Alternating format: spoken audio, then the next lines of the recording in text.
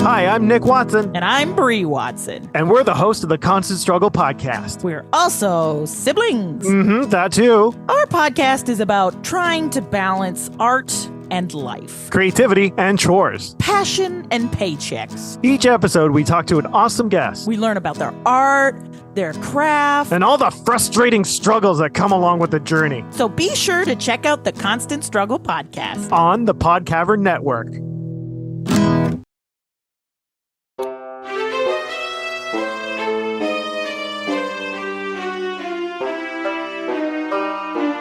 Hi, everyone. I'm Laura.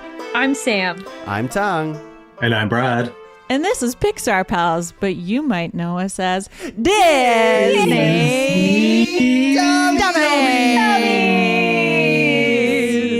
Beep boop, beep boop, beep boop. Star Command, come in, Star Command. Can you read me?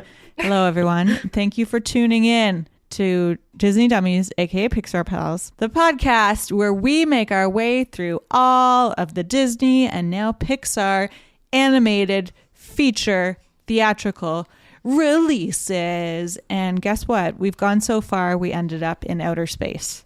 Wow. Again. Again. Yeah, actually, not for the first time, weirdly enough. We made it back home after realizing that the Earth was once again habitable in Wall-E. We are now in space again. How did we get here? We don't know. We're going to infinity. But we're probably on our way to infinity. And beyond. I left that part out. Maybe. On purpose. Maybe. That's right. We are watching everyone's second favorite Toy Story protagonist, Buzz Lightyear.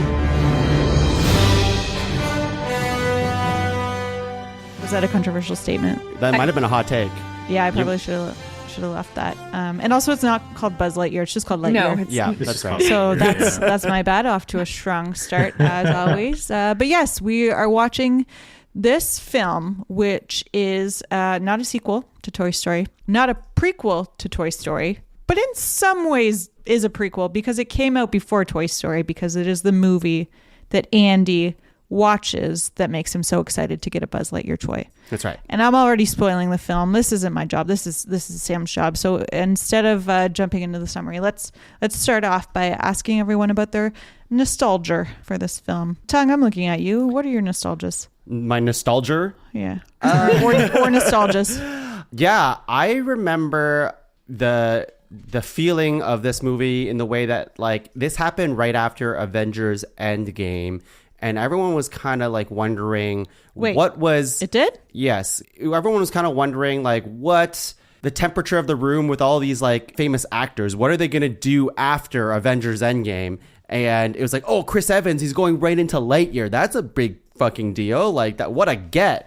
Like your first job after doing Marvel stuff is to like be Buzz Lightyear. That's pretty nuts. What a get for him or what a get for Pixar? I think for both. Okay, yeah. Both. And I remember there was like puppy interviews that were happening. That came out on the day of our wedding. That's and right. It was the best gift we received. Oh, maybe it was like kind of like, anyways, it doesn't matter. I'm pretty sure it came after Avengers Endgame. And yes, it happened before our wedding. Yeah. Lightyear came out in 2022, but Avengers Endgame was like 2019 or earlier. Endgame? Yes, because the pandemic hit. Endgame was pre-pandemic. Yeah, so Lightyear came after Endgame. That's what I said. Yeah, there was just like a big gap. A big gap between them. I mean, they're movie actors. Like, takes them a while to get them over and stuff like that. Anyways, this is my nostalgia, Laura, not yours. Nostalgies. And I remember there was that puppy interview that Chris Evans was doing. Which came out on our wedding. Yeah, and it was a big deal, like hyping up Lightyear. So everyone's like, okay, the cards are aligned. This is like the first kind of like post...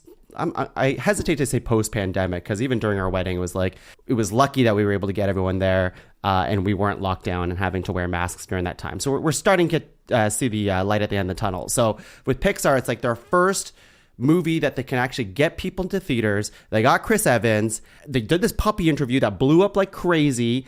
And then all of a sudden, and the trailer, I didn't even mention the trailer. I remember watching the trailer, like the teaser trailer for this, and I was like, yo, this could be really cool because Starman's playing. And it was just perfect the way it was presented. That little tease, Starman being the perfect song for this trailer. Can you give us a little hit of Starman? Starman. I forget how it goes. Starman. Yeah, that's it. That's the one. David Bowie. All I can hear is David Starboy. Bowie? Okay.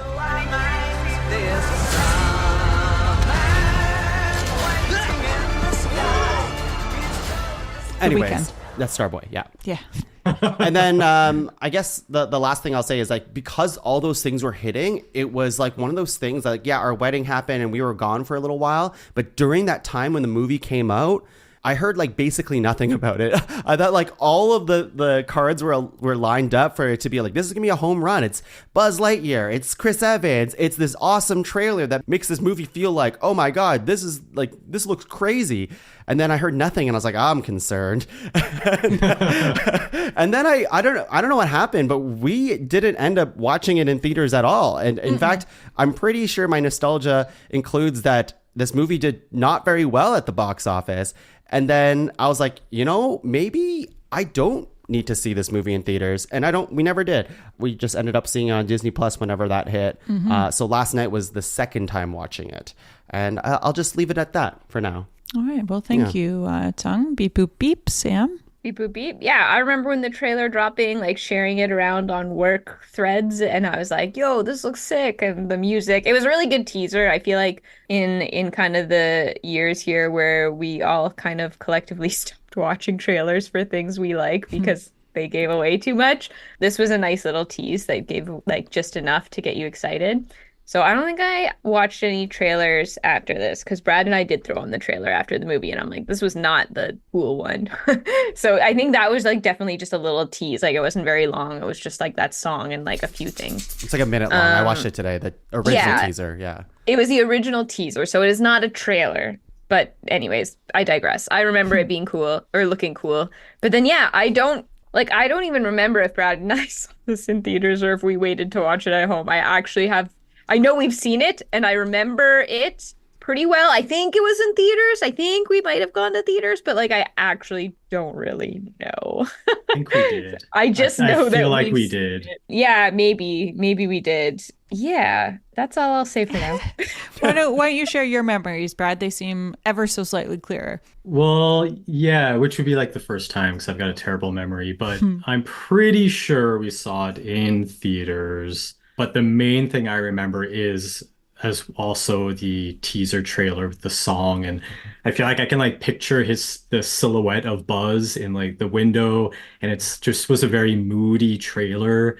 And I remember talking with Sam being like, oh, I wonder if they're gonna do like a more adult movie for once, because like all their movies are good, but they're usually like geared very much towards kids. So it's like, oh, I wonder if this is them gonna try to do like a slightly more adult type cartoon movie. So I was pretty pumped for that, and we'll see if that's what it was or not. Yes, indeed. Yeah. In terms of my memories, I do not remember. I know we watched it, but I don't remember watching it. Tung, do you remember the circumstances? Of us watching it? Yeah, like was it on that couch? I don't know. The main things I remember from it are, I just remember the one scene of him like trying to get back into the atmosphere after going around the sun or whatever.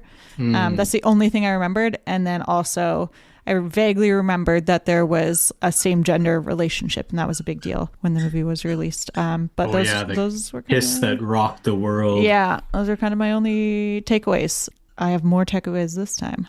We'll see what they are.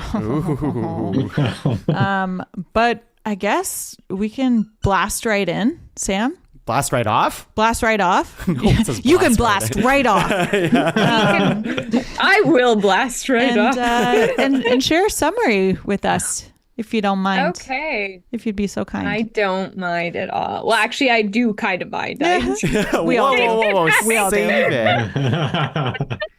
Jokes. Okay. So we've got spacey music over the Disney castle for our classic opening. Then pretty shortly thereafter, we get the text that Laura already kind of alluded to, that in 1995, a boy named Andy got a toy from his favorite movie.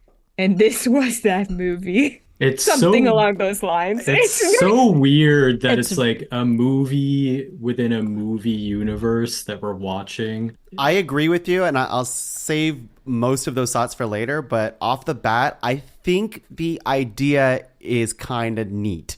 The idea of where like that comes from is like, I've never seen that before. I'm willing to see what's going to happen, and I'll leave it at that. I agree that And everybody, I agree that the idea is neat, but I hate how they told us.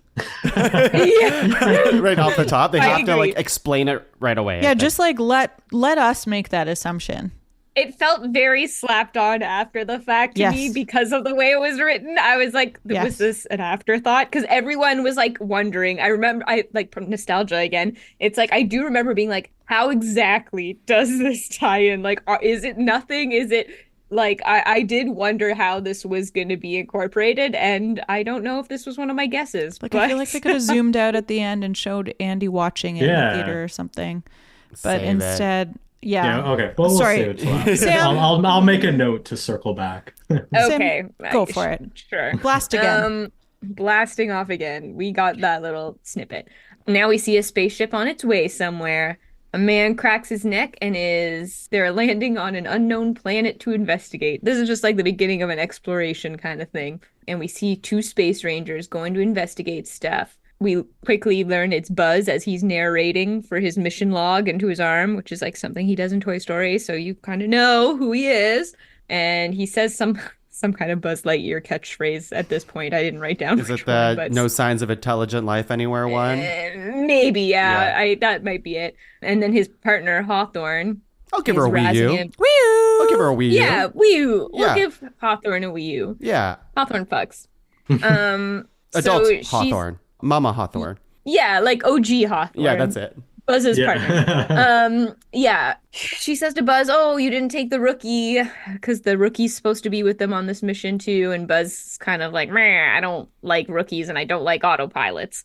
Anyways, so then the rookie comes out. She brought the rookie and he was like, "You will not speak unless spoken to." And he's just kind of being a dick to this rookie. Pretty old school, classic. I don't even know if I want to say classic Buzz. This Buzz, to like paint the picture, feels like a cop.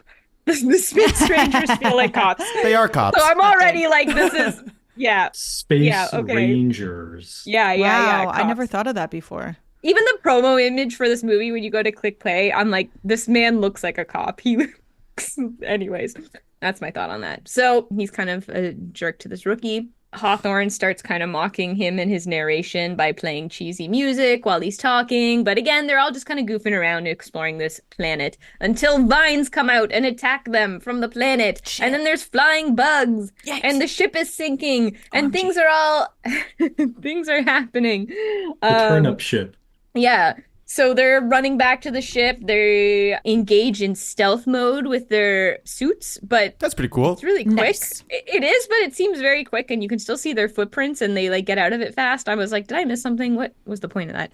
Just to show us they had it, I guess. Then they come out of stealth mode. They start slaughtering some bugs and continue to run towards the ship. Hawthorne is rerouting the ship. She gets there first, but then, oh no, Rookie got left behind, and he's like being like attacked by some of these vine things. So Buzz jumps back out of the ship to save him, and does. They are running back to the ship, and they all just manage to slide in. Phew. Buzz is still continuing to not want the rookie's help for anything. Featheringham. Yeah. Yes. That's such a good name. Featheringham. Ham. Yeah. Yeah. Livingston him. The ship leaves the planet, but it clips the side of a mountain on its way up. And so then it crashes back down. And the rookie's saying something. He's like, are you sure? Whatever. And Buzz is like, I'm Buzz Lightyear. I'm always sure. And that's when it clips the mountain. And then it's like a blackout. And then we get the text, Disney Presents. Yeah, a little bit Pixar like animation. eerie Yeah. beginning. Cold open. Cold Very, open. Yeah, dark. Like very cold open. We had another Yeah, movie it's a that real did that bummer. a few movies ago, and I can't remember. It was like Well, maybe Soul was like basically that. one giant cold. That's true. It was Oh, like yeah, Pixar the whole Presents and movie didn't show it was. to the end. Yeah. Yeah, this one was like it cuts to black, and then it's like very low music or low humming, and it's just Yeah. like Pixar Presents, and you're like, whoa, what are we in for? And the credit font is so un-Pixar-y. It's very like Jerry Bruckheimer or Sure, yeah. something like that. Like, Yeah. Yeah. Then we see the ship evacuating everybody. There's some dramatic music playing. Buzz is looking pretty sad. The hyperspeed crystal that they used to like man their ship and go into hyperspeed was totally destroyed during this whole crash landing. So they're all marooned now. And Buzz is about to quit and he's like, I relieve myself of Space Ranger duties because he just failed. But then Hawthorne's like, don't you want to finish the mission, Buzz? And they're just kind of like, we're not finished till everyone goes home. So he talks himself into the idea. He's basically like, well, the only way we could go home is if we do this, this, this, and this. And then he like talks himself into basically trying those things. So he's like, okay, I'm going to keep trying. So he talks himself into the idea of like making a new crystal somehow. I don't know. There's going to be a lot of times in this summary where I'm like, this is the plan. Don't ask me to explain it further than what I'm saying. So I don't know. So yes, they make a new crystal somehow. Well, they've got all the scientists on board, right? Like, Right. it's almost like a mini colony of like Smart people. everything of like smart people and like security people, And the deep military freeze. minds, Yeah. so they are able to quickly build this whole city, and they're all like geniuses in the specific areas. And Where did they that's get the my raw assumption materials? anyway. Don't worry about it. Planet. They said it. They They said said it. they said it. They They're like, said it. this planet provides us what we need to basically build this thing, and let's move on. Yeah. Oh, okay. Yeah, exactly. I mean, That's what I Exactly. mean. There's going to be a lot of like pointless, doesn't matter sciencey talk, and I'm really not going to linger on it. So they make a crystal. It takes them a year though. 1 year passes before this crystal is ready to test flight, the first hyperspeed test. So Buzz is going to go do this test flight, and of course they say the thing right before the flight takes off when he's saying bye to Hawthorne, to infinity and beyond. With and they their do their little fingers. finger tap. Yes, they tap And a each little other's fingers. ba-la-la. Yeah, a little bit of that. Yeah. But without the sound effects. in our And they give him his Ivan, which is the autopilot for the ship, and he's like, ugh, autopilots. Yeah. He says that. I looked at it. He says that 4 times in a span of 15 minutes. Yeah. The autopilots. And you're like, really? Yeah. I mean, I get Yeah. it, but 4 times? Oh, yeah, rookie autopilots. Like, come on. Yeah. And here's where they're like, okay, there's like an 87% chance that this works when you go out there. And I turned to Brad. I couldn't even save it for the cast, but I was like, 87% is not high enough to put me in the wrong. I feel like I need it above 90. But he's just like, yep, good enough for me. Let's go. And we launch and we go into space. And Ivan shows us the flight plan. And the target flight time is 4 minutes. It feels very Top Gun. It does feel like Top Gun. The very beginning when he's like trying to push into the speed and he only has so much time. I think hyperspeed is Mach 9. Yeah, I think that's it. It's like Yeah. basically And the same thing. this whole part of the spaceship taking off for the first time and getting into space, all that looked so cool in the movie. I really liked that stuff. This movie I have looks written- pretty darn good. Like, Yeah. yeah. I have written that Pixar wanted to make Interstellar. This whole part is just like, Basically, yeah. Hot take. Yes, but yes. I know. I didn't label. Some of my hot takes are not labeled as such, so there goes one. So he gets into hyper launch, but then there's a failure in one of the engines, and the rocket starts shaking and going crazy. And so he has 20 seconds to course correct so that he gets back on track to get the landing right. So he starts doing math on the window because he doesn't want to listen to the autopilot, and he's This doing is why math. trigonometry is important, kids. Yeah, and he asks Ivan, the autopilot, to go full power. And Ivan's not wanting to do it. He's like, no, you got to do it. And so he like goes full power. There's like some explosion in the sky and it like pushes the rocket back on track into the rings. But he failed to reach hyperspeed. And so now we're landing back to Earth, at which point Brad and I had to pause because we're like, did the TV just change? And this is where we Aspect noticed in the ratio. film that the aspect ratio was changing. So whenever they go into space, it fills the whole screen of your TV. But whenever they like land and are back on ground, it's just your regular widescreen aspect That's so ratio. dumb. So There was a I've reason got for it. some- I wrote it. I've got different. something for or if somebody else takes it, but yeah, I mean, I thought it was kind of interesting because like Brad and I just watched a YouTube thing like a week ago that after Dune released about like different aspects ratios and using them and stuff. So it was kind of interesting yeah, we're nerds. to make it feel like bigger and stuff, I guess. I don't know. Anyways, so Yeah. he lands And everyone's kind of like, whoa. And he's like, what? How long was I gone for? And somebody tells him that he was actually gone for 4 years, even though he felt like he was only up there for a few minutes. Which isn't that what happens in Interstellar, Yes. essentially? Okay. Yeah. Yeah. Okay. It's all like That's what I sci-fi space stuff. Yeah. A lot of Yeah, them yeah. share that type of, Yeah. was it like Sure. something relativity or whatever? I forget. Yeah. Time dilation. Time That's what they dilation. call it. He aged minutes while everyone else aged years. So what next? Is Buzz willing to lose another 4 years? Like Hawthorne basically is like, you don't have to do that again. Like you just lost 4 years of your life. But everybody's stuck here because of him is how he sees it. So he can't really stop now. So now we get this kind of like snippety montage of him trying over and over and like keep coming back every 4 years. So the first time he comes back, we see that Hawthorne tells him she got engaged to Kiki, someone in the science crew. Wouldn't have met her if we weren't stranded here. And wait, what? Oh, this is where he gets the robot too. So this first snippet down is a little longer. Yeah, she tells him she's engaged, and then he gets the cat robot, which Socks. is like an emotional support transitional robot. Were you about to wee you the cat? Of course. Okay, good. Yeah. That's what I thought. Yeah. Socks the cat. Wee-oo. Socks. Yeah, Wee wee. Socks is awesome. We've had a lot of cat Socks. companions and just a bunch of different things, and I think Socks is very fun because of the delivery, since it's a Yeah. robot cat, and it's just hilarious. Yeah, it makes it even funnier when he does cat things because Chasing the laser. he also does feel like a toy, like a Merch. merchandise opportunity.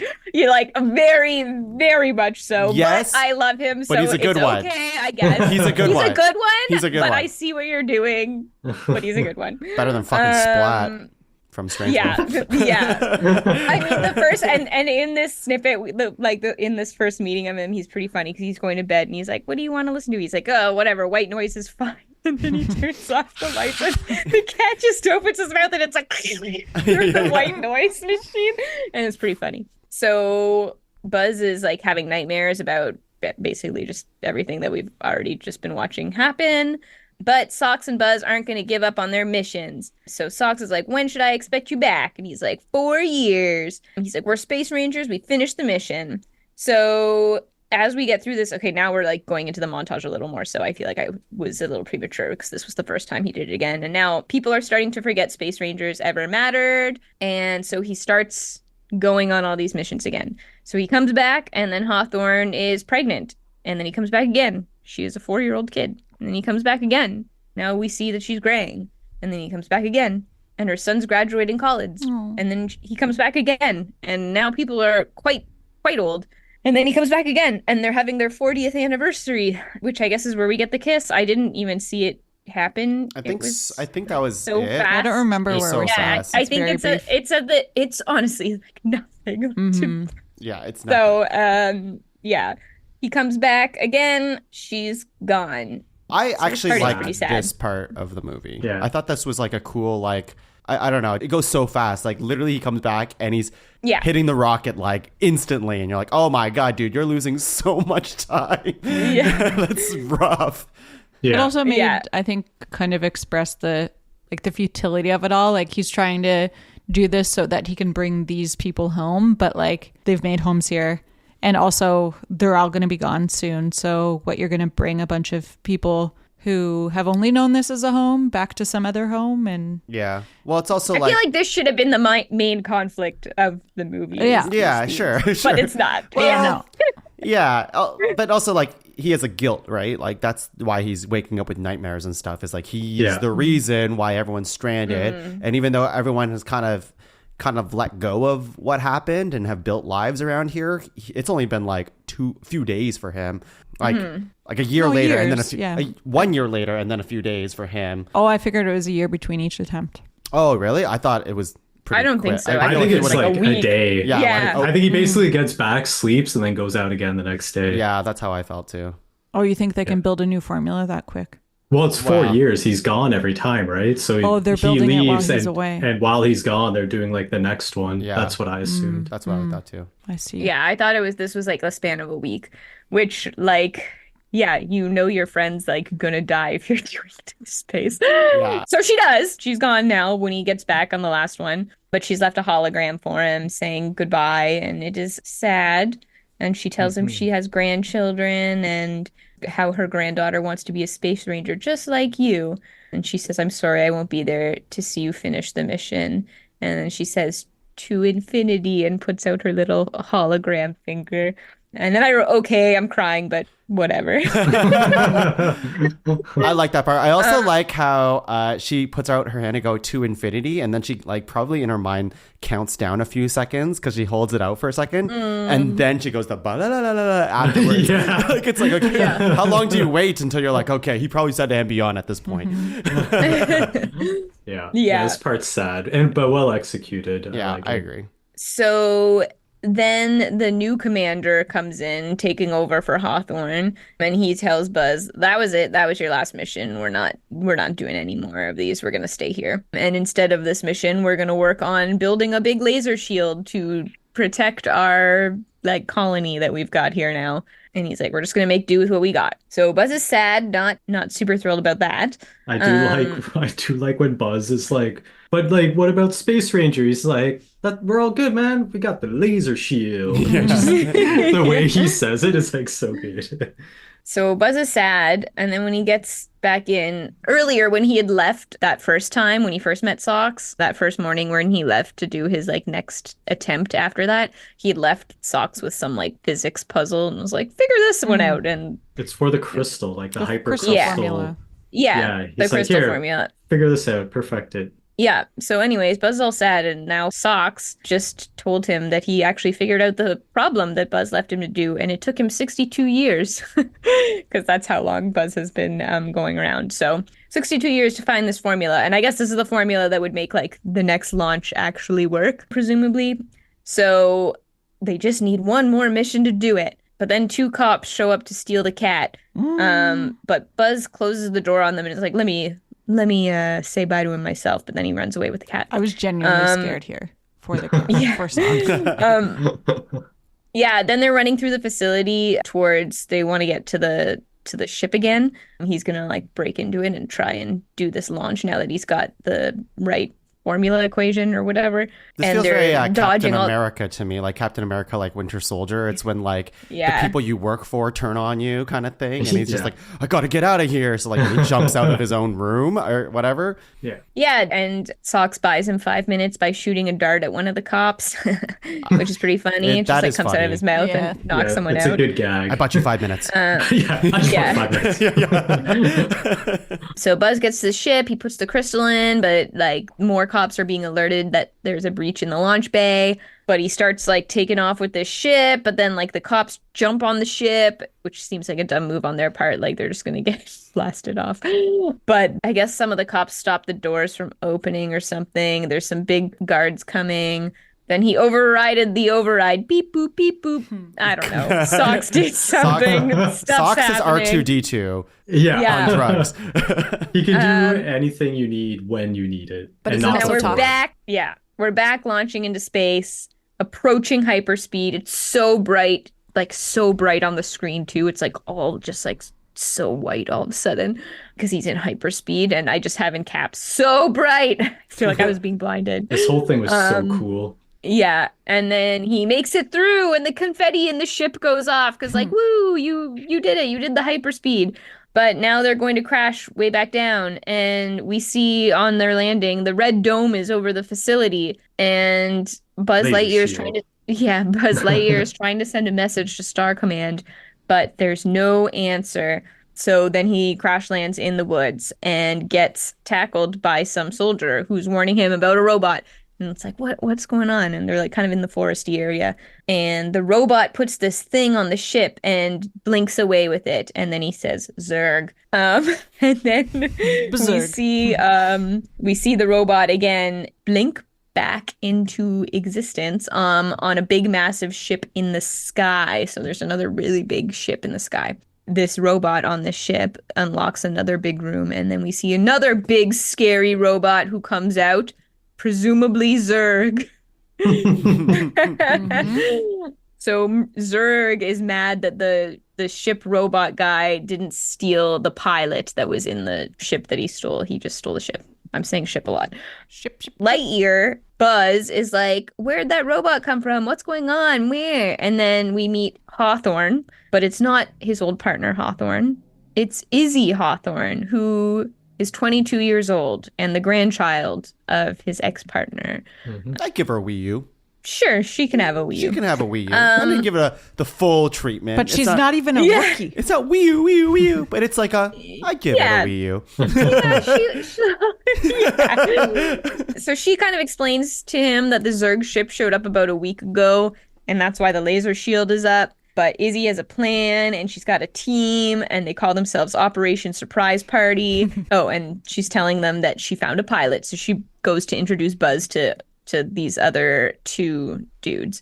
Who Buzz all is really seem like exci- badasses so far. This Yeah. like Yeah. her Hawthorne and this little ragtag group seem all pretty legit. Yeah. Cool. Yeah, they're like in their armor still and like armor outfits or whatever. Buzz is really excited. He's like, it's an honor to work with all of you. And so their plan is to blow up Zurg's ship and to kill the robots on the ground and get back home and use the crystal to move on. And they're all like, yeah, yeah, yeah. And Buzz is trying to have like a shorthand with Izzy like he did with Hawthorne, but they're not quite on the same wavelength. So they're not like fully finish each other's sentences and Sandwiches? stuff like he'd like. Yeah. So the robot comes back to steal Buzz, and they're all like, Junior Patrol has your back. Junior Patrol?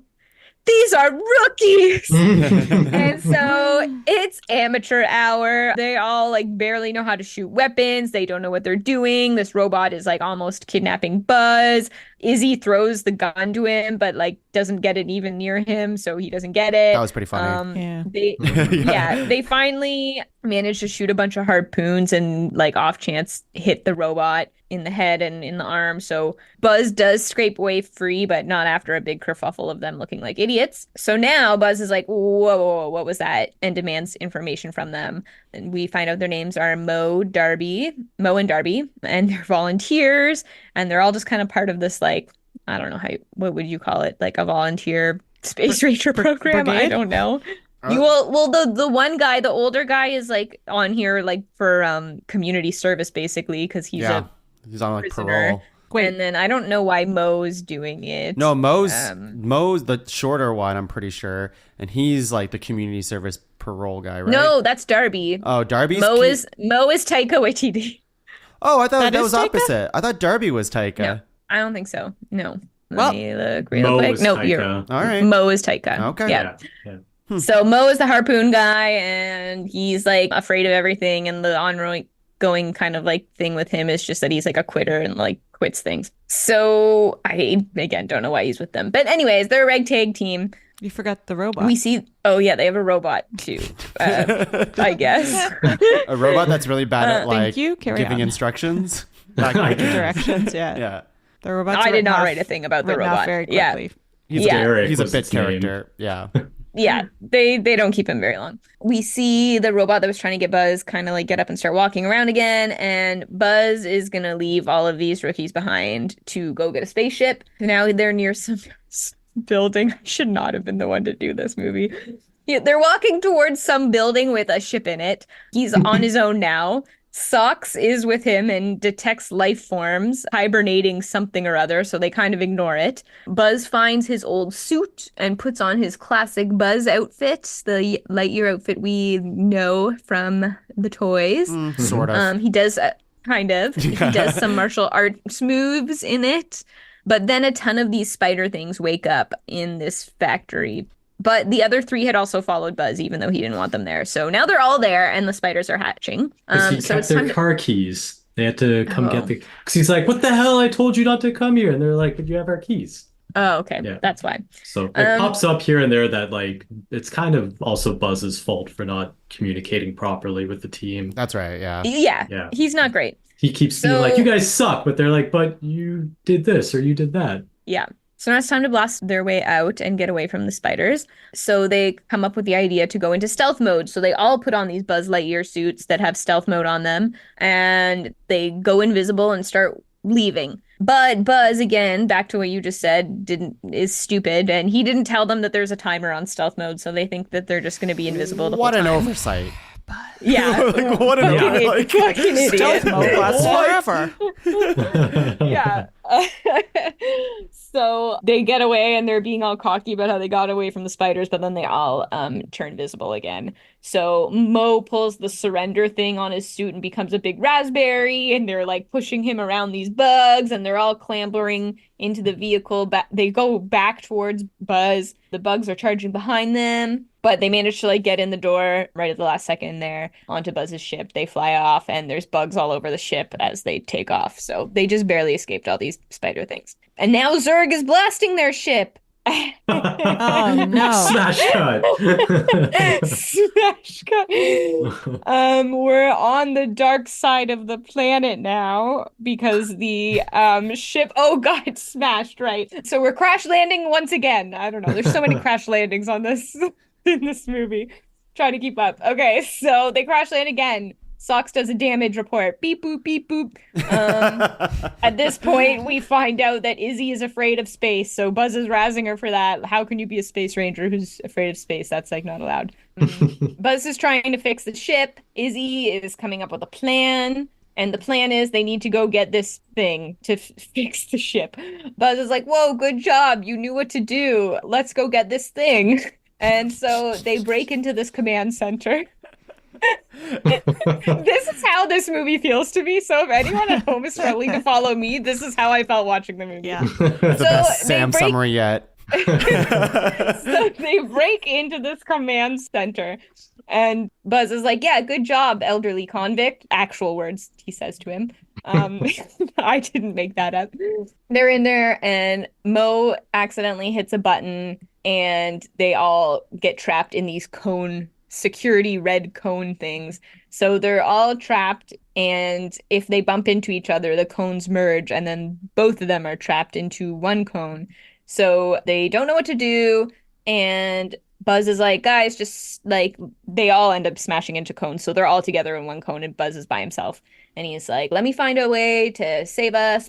And the gang is like, you don't need to save us, Buzz. You need to join us, which is like pretty on the nose of this whole I hated the this scene second half so of the much. movie. Why? Yeah. Why? Yeah. Because it was on the nose? Because it was so freaking on the It's- nose. It's very on It the was nose. painful. And the my next dialogue. note says a little on the nose. The Yeah. dialogue. Oh I'm just my glad God. they got this part out of the way sooner, you know? Like, this is a very, like, okay, he has to learn to work together. But, like, this is... Which they'd already been dropping hints about. Like, I Yeah, I already know. knew But it that. happened now rather than later in the movie, which they kind of turn on what his whole motivations are later. But anyways, Oh, continue. God. Okay. Yeah, we're not there We're yet. losing the thread already. Yeah, we're okay. So they do all smash together to get into this cone and smash this button to free themselves from the cone and get out this door. And they have the little vial thing they needed to go get the spaceship working. And they're running, and Buzz catches the vial thing, and then they start eating sandwiches. So they're Whoa, whoa, whoa, so whoa, they're whoa. all- Spring. They're not just regular You sandwiches. can't just glaze over the I'm sandwiches. getting there. I'm saying now all eating Okay. sandwiches. Pause. But these aren't regular sandwiches. Their meat is on the outside and the bread is in the middle because that's how people do it now, 62 years later or whatever, how long Buzz has been gone. And he was like, but that's not how we used to do it. It's backwards. And they all have a good laugh that bread would be on the outside because that seems insane to them. What, And you he's go like, bread, meat, bread? It's too much Yeah. bread. Your mouth would dry Yeah. out. Honestly, it is too much bread. The food in this movie now is it's interesting because last few movies the food looks incredible, and in this movie the movie looks good and spacey but also very slimy. A lot of like the meat on the outside looks slimy, or even like I think at the beginning of the movie like Buzz like shakes a box that has like food in it. It's like space Yeah. food, and then it Yes. comes out and it's just like really slimy Gross. looking meat kind of thing. Yeah, I don't know. yeah. It's interesting. So yeah, they're eating the sandwiches, and he's like, isn't it messy or whatever? I think he's like, yeah, juicy fingers. That's the best part. So gross. So I think Mo again does something that almost gets Socks killed. Does he hit something? I think he just I don't knocks know. Socks over Yeah. when Socks is plugged in. I think Yeah. that's it. Yeah. He Yeah. knocks Yeah. socks like It's off not of even the like table where that he's big of a charging. deal. No, it's And they're- not. Yeah, it's not blink and you'll miss it. And he's like, "Oh my God, I feel so bad. Like I almost killed him." And Izzy's like, "It's okay. It was just a mistake. Like just try to be a little better." So now we get this kind of running motif that we go with for a while, where it's like, if you make a mistake, like it's okay. Like so. I feel like it's showing that like Izzy's kind of a better leader in Buzz in this, like to like work with her team. But I feel like Buzz. I think that before Buzz was like, yeah, maybe try and be better. Yeah, yeah, he literally says that. He's yeah, like, he does. just do better next time. Yeah. I was Yeah. like, Jesus. And then Buzz gives a little anecdote to Izzy about how, maybe he's felt like he could do better in the past too, or something about how Hawthorne saw something in him once. And so he started looking for it in himself, which was kind of Izzy being like, yeah, that's why you gotta like believe in people a little, basically. And then a hologram of Hawthorne actually pops out of socks, and it's a space ranger who's gonna get them all home. I don't know what I wrote there. Oh, Okay. it's basically just a speech about how Buzz is going to be the one who gets them all home. Yeah. Oh, okay. Yeah. So, rah Buzz hologram from Hawthorne. And so Buzz is kind of like, again, being like a little downer. And he's like, yeah, her belief in me kind of like cost her everything. And Izzy's like, no, you have it all wrong. Like, she had a whole life on this planet. All of us have, except for you. You She dummy. was too busy dreaming all the time. And Buzz is all like, we wanted to matter. And Izzy's like, believe me, like, she mattered. And it's basically like, you don't need to be a space ranger cop to matter. Yeah. But but Buzz is still committed to doing the mission alone at this point. He still is not really wanting them to help him. So Zurg shows up, and it's kind of like, oh shit, gotta get away from Zurg, chase scene kind of thing happening. Buzz is trying to lead Zurg away so the others can like get to the ship. And Zurg is like, Buzz, come with me. He's like, oh shit, how does this guy know my name? But then the old man shoots at Zurg and they all kind of get away. But then Zurg releases more robots, and the gang, they all make it to the ship. And Buzz is like, the operation's back on with all of them, presumably because they just saved him from almost getting caught from Zurg. And now he's like, sure, we can be a team for now, maybe. So they manage to destroy some of the robots as they're flying away. But they're waiting for their ship to charge up again as they're taking out robots. There's a lot of ships having to charge up and needing things in this movie. So I don't know. The ship is like getting ready to be able to boost or do something. So they're kind of biding their time. And I think something happens with the crystal here. Ready to launch. To eject the crystal and crash. Buzz runs out. Robot, they're stranded again. Oh God, I can't keep up with all these stranded. Yeah. This is when So the crystal gets ejected. Oh, so Izzy effed up this time and accidentally hit the eject button. So the crystal ejected from the ship. And they crash again. That was actually a pretty good It is a pretty big moment. fuck up. It's a pretty good moment, I think. Like surprising. You don't see that in movies where it's like, do this, okay, she does it. Do this, okay, she doesn't. She's doing it with such confidence too, and then like she just heard the wrong thing at the end, and it cost them a lot. The rest of the movie. Well, Yeah, it cost them a lot. But I still think it was like more the way Buzz said it, because he was like ready, or he said it in a way that like out of context could be like, oh yeah, okay, push it kind of thing. Yeah. So it was still like him not being a good leader that Sure. led to that mistake. Right. That's It how was I a remember it. miscommunication, and it was definitely like nobody's fault per se, but it was a very big fuck up. So when they crash land this time, Buzz seems very defeated, and he's like, Izzy, look around, the mission's over. Like that was like, this is the end. Like, yeah, because they we take the fucked it. thing, they take the fuel away, right? Like the robot does, and like teleports back to its own ship. Yes. So Buzz is like, I just need to be myself, and walks away. Zurg shows up though and gets him, and they disappear. So they get onto the ship, and now we get a confrontation between Buzz and Zurg. And he's like, who are you? Blah, blah, blah. And we get the reveal that it's some old man. And Buzz is confused at first, like, Dad? No, like, that's not my dad. But then, what? It's Buzz? Zurg is Buzz? What? That's Oh my crazy. God. What a twist. My God. So Laura's shaking her head right now. Very I know, slowly. Laura. I know, Laura. So it's Buzz, and he's got his own version of Socks, who looks like a cyborg Socks because he's got like one robot eye and I like clearly aged. I like evil socks too. I guess you Yeah, can say evil yeah. in quotations. It's just crazy that we're like in the last quarter of the movie and we've met the villain.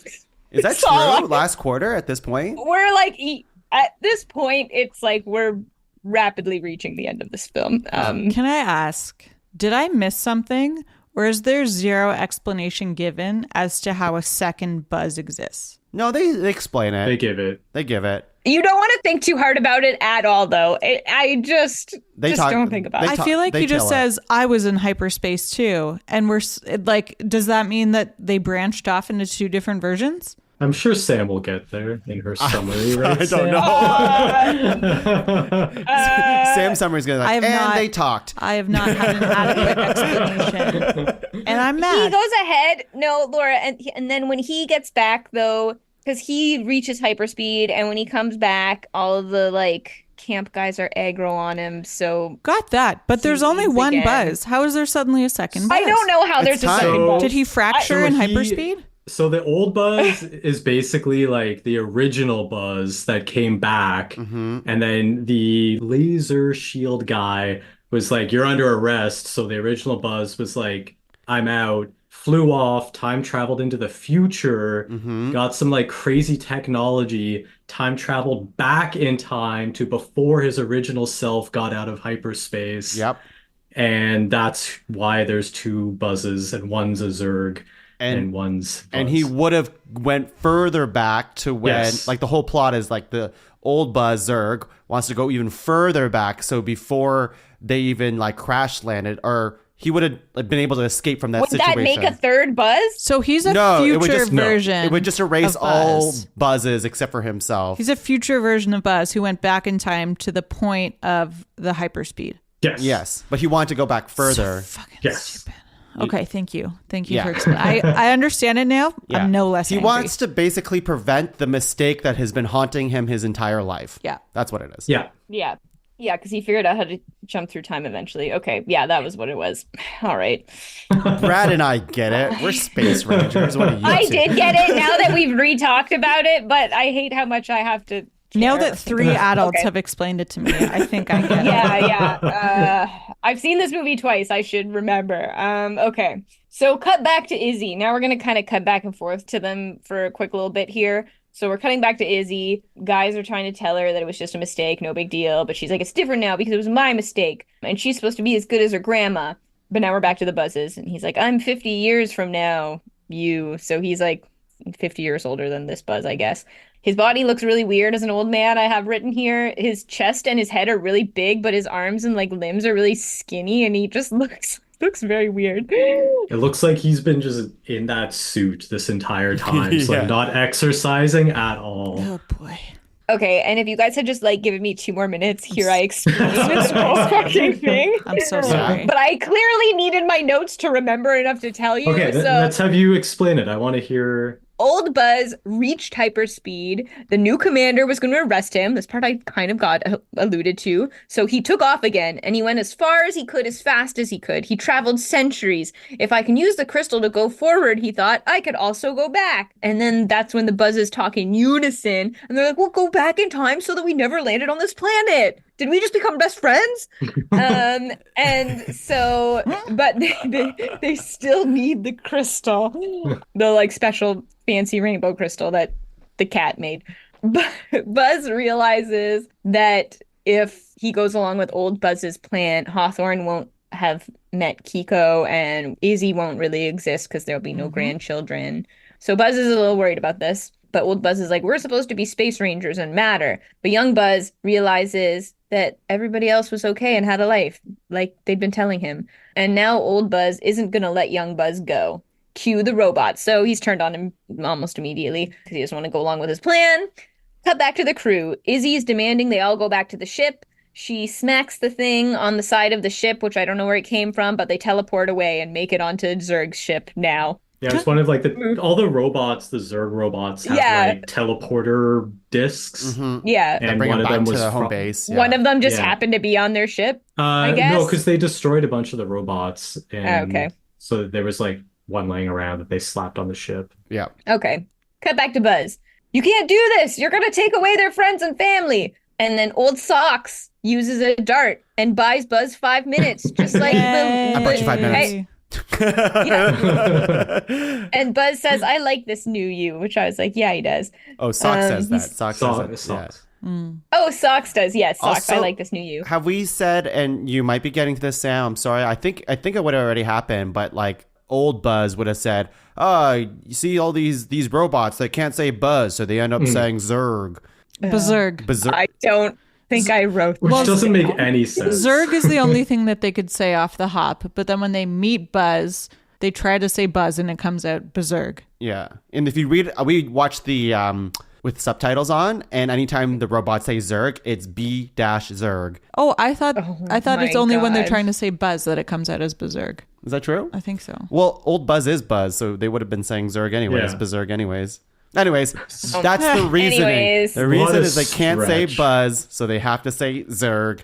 Doesn't really make sense, but okay. It's dumb. It's dumb. I hate it. Okay, so the crew is the crew, Izzy and the gang are on Zurg's ship now. Socks is immediately confused because he can like usually locate Buzz, I guess, and he's like, "I'm getting 2 Buzz signals. How could that be?"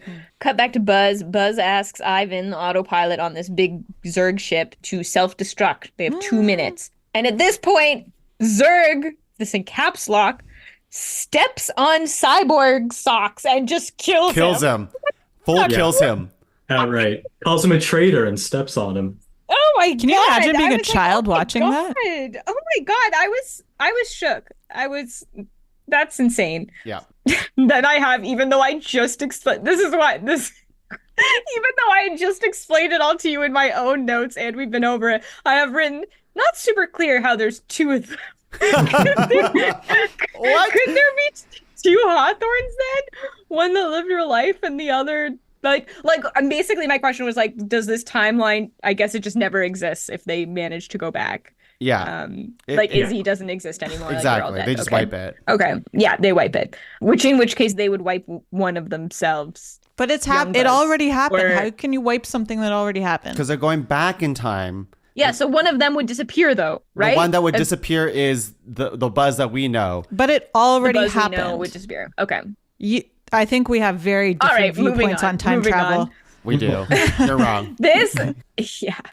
So Izzy, they're all running around. Izzy has to jump into space, even though she's scared of space, remember? But Buzz needs her help in some like corridor of the ship across. The quickest way to get there is to jump through space.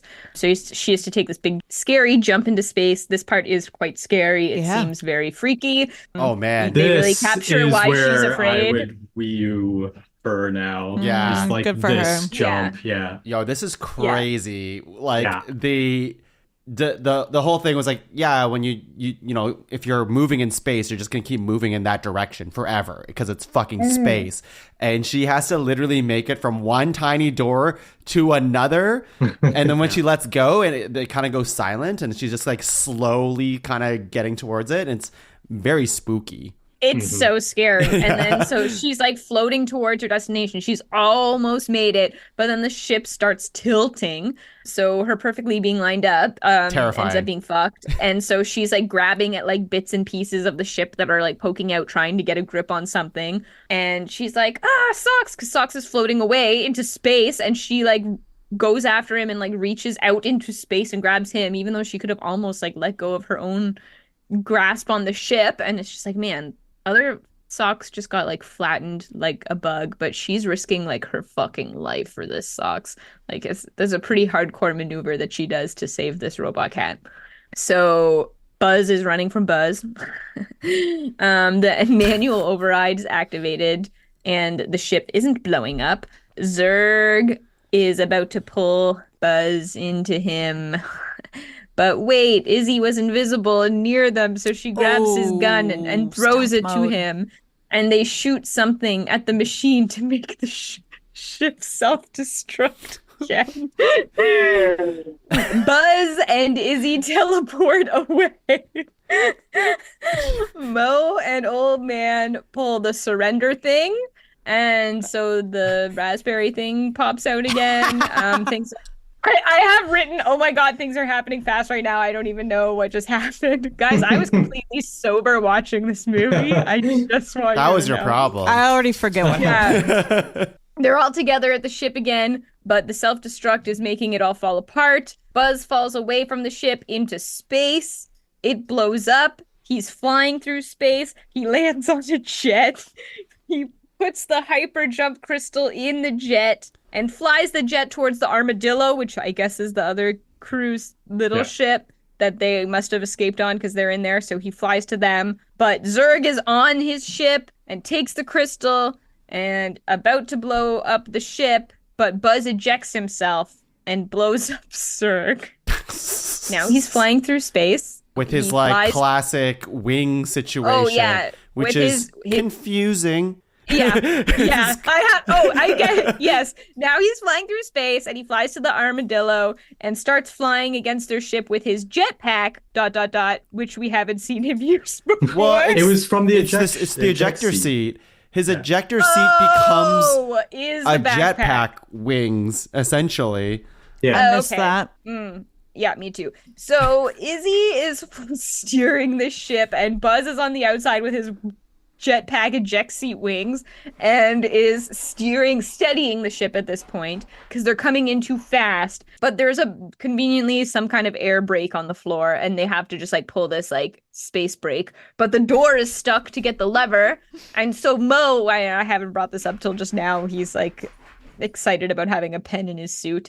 Mo pulls out the pen, and the pen is used to open the thing. And we crash land again, but everyone's okay. The cops are coming, and they're like, everyone run! This is why you know they're cops, because they're like, everyone run! And then Buzz is like, it's just the rescue team. Kind of thing. I'm like, okay. Oh my gosh, Buzz is such a cop. Such a cop. And I thought you said Buzz is such a cuck. I guess, sure. Hawthorne would be very proud of both Izzy and Buzz. The crystal is gone, but the mission, you wanted to go home. And Buzz says, for the first time in a long time, I feel like I am home. And Zurg robot shows up, but is shot down by the new commander guy. They're gonna start a new Space Ranger Corps, and the guy's like, Buzz, you can choose your team from all my crazy Zap Cop guys. And then Buzz go, zap, zap. declines. All of his zap zap. And then Buzz declines because he already has his team. The rookies he met along the way, and they all get matching shoots, and they're all gonna go on a mission to protect Galaxy from the threat of invasions to infinity and beyond. The end. And then we get a mid-credit shot of the laser shield killing a bug or something. And then we get an end credit shot of that robot friend of theirs that we left behind immediately. And then another end credit shot. Another one? Zurg. There's Floating another in one. space and his mask lights up. Oh, I missed that one. For the sequel that we all died Yeah. for. There's that one comes after the company logos. It's wow. The end credits, then the company logos, then another one. 3 end credits. We missed that one. I saw the other two. Yeah. Excessive. Interesting. Yeah. Plus a pre-credit, essentially. That stupid thing at the beginning. I will also say the end, I don't know if this was just me, but the way they worded it, it was they're going off because they got a blip of intelligent life and they can't confirm what it is. So they're sending these cops out there to make sure that I don't know. It's just so weird. I was like, wait, are you going to attack this other unknown entity? Hard to just say. Before they attack you or something? I was like, this is a very aggressive move. Or was that them on going to your Earth? part. No. No, it wasn't Earth. It was just okay. there's a blip of life over here. We should go deal with that before they can come deal with us, is how it kind of ended. I was like, that's a weird All Space cops are Ranger bad. thing to do. They're defending the planet that they're stranded on. Yeah. Yeah, sure. Lightyear. Wow. Amazing. Lightyear, Sam, thank you for taking us through that. And thank you also for keeping it tight. Yep, that was light speed. Yeah. I did go pretty light speed. You glossed over what needed to be glossed over. And for that, you get the honor of sharing your thoughts first on Wow. First. what you think you'd feel about this movie. Okay, cool. Yay. I don't like it. What? Thank you, Sam. Brad? Please continue. I'm not done. Yeah, it feels at first my hypothesis like going into this was like, is this like a space movie that somebody pitched, but then it only like half got greenlit, and then they're like, you know what, we're gonna make it a space, like a Buzz Lightyear movie, because it didn't feel like it really had to be Buzz, as we saw by the like text shot on at the end, and they really just like put his catchphrases in there and stuff and made them Zurgs to The like buzzwords. make it Buzz. Yeah. So I don't know that I would have liked the movie more if it wasn't Buzz. I'm not saying that it really changes my opinion at all, but I don't feel like it did have to be Buzz, and it just like annoys me that, yeah, we're like in this day and age of just like needing IP of things already to like have any faith in projects and stuff. But it didn't do good in box office anyway, apparently. So like I'm just like, I don't know what they were trying to do here. Just like make sure we're all aware of their brands and like push Buzz Lightyear into, like, they're never letting Toy Story die, which we've kind of like seen now. So this just seems like another way to like kind of like keep it alive and stuff. It doesn't feel like a movie that Andy would have watched at 8 years old and been like, I love Zurg and Buzz and like all these things. Like, this didn't even feel like a movie you would make that many like Buzz toys of. Like, I was just like, this doesn't make sense. But like, besides the Toy Story stuff, I just thought the movie, it had some good parts. And I also did like him aging and like that whole sequence. But it almost feels like a different movie by the time we get to the end. I feel like we meet Zurg and the bad guys so late into this movie that I'm already like stopping to care, and then it's just like them running around doing shit for a while, and I'm just like trying to focus, and obviously I didn't do a great job of that because I'm just like bored, and I'm like, oh my god, you guys, like I don't know what I'm supposed to be caring about, and the themes all seem wishy-washy, like Buzz being a leader, Buzz not realizing people like had a life. I was just like, what is the main? I feel like you had a few little ideas and just like none of them were big enough. And then yeah, the on the nose stuff, I was like, okay, maybe you did need to be on the nose with this, because I don't know which theme you want me to walk away with this from. I did like the gay couple. I like that the nonchalance, which I think Strange Planet did too. Maybe we talked about. I like World. Oh my god, every time. Every time.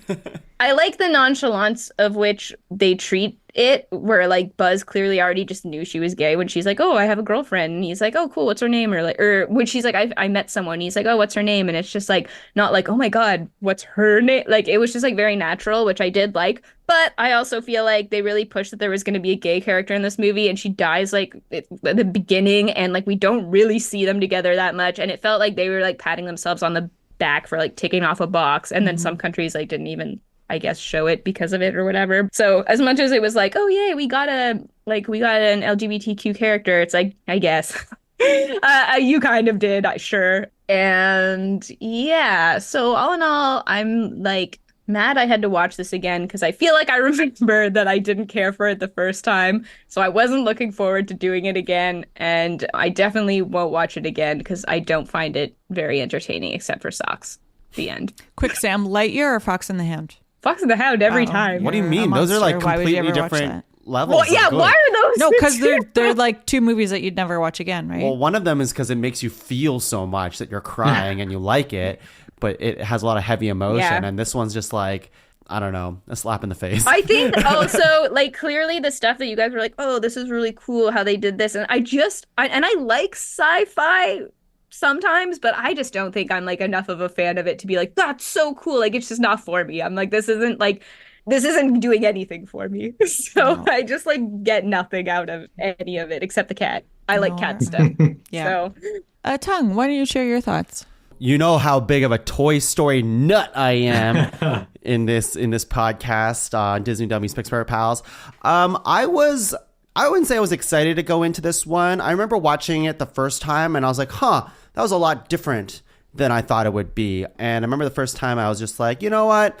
It was okay, but I didn't have any urge to go back. And I was kind of like somewhat impressed of like some of the things that they were doing. This time around, I was not really that blown away by it at all. But there are things about it that I do like. I think first, and I'm sure we'll talk about animation angle, I think it looks really fucking good.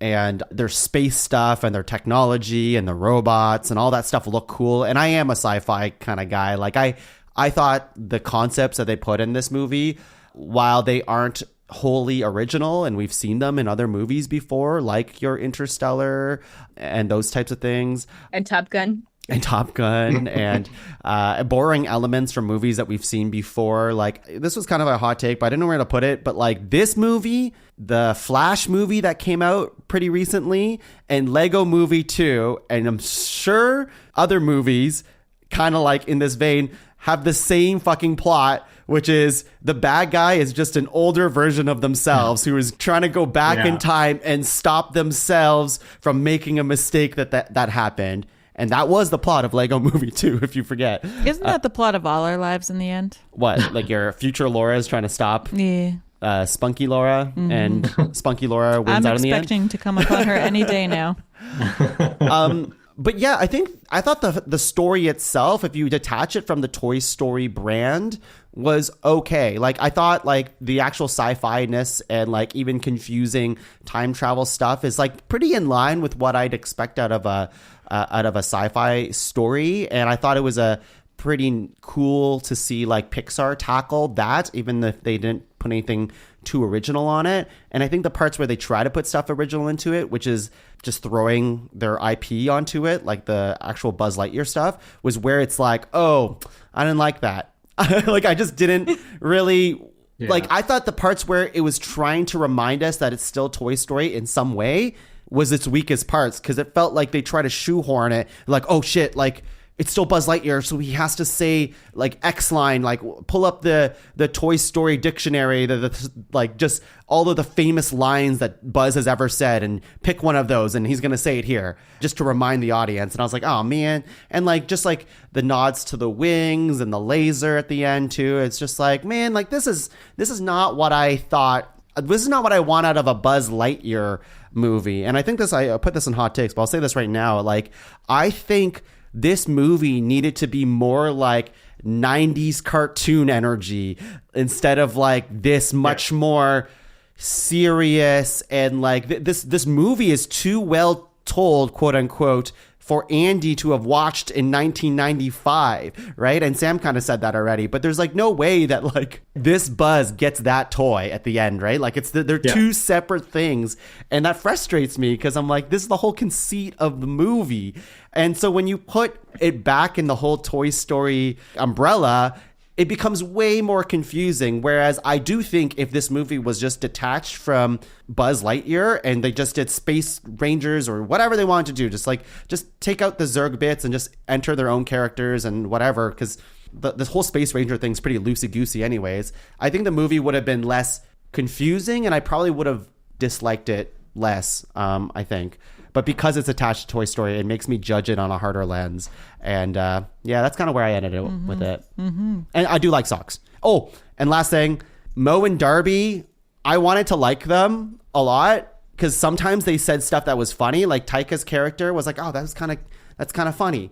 But they leaned too hard on them at times, especially Taika's character says too much as a joke character, like too often. So his quips are less charming as the movie goes on because they use him too much. It's like if they overuse Timon and Pumbaa. Timon and Pumbaa are infinitely better, but it's just like they knew when to use those characters. And in this one, it's just like, oh shit, we need something funny.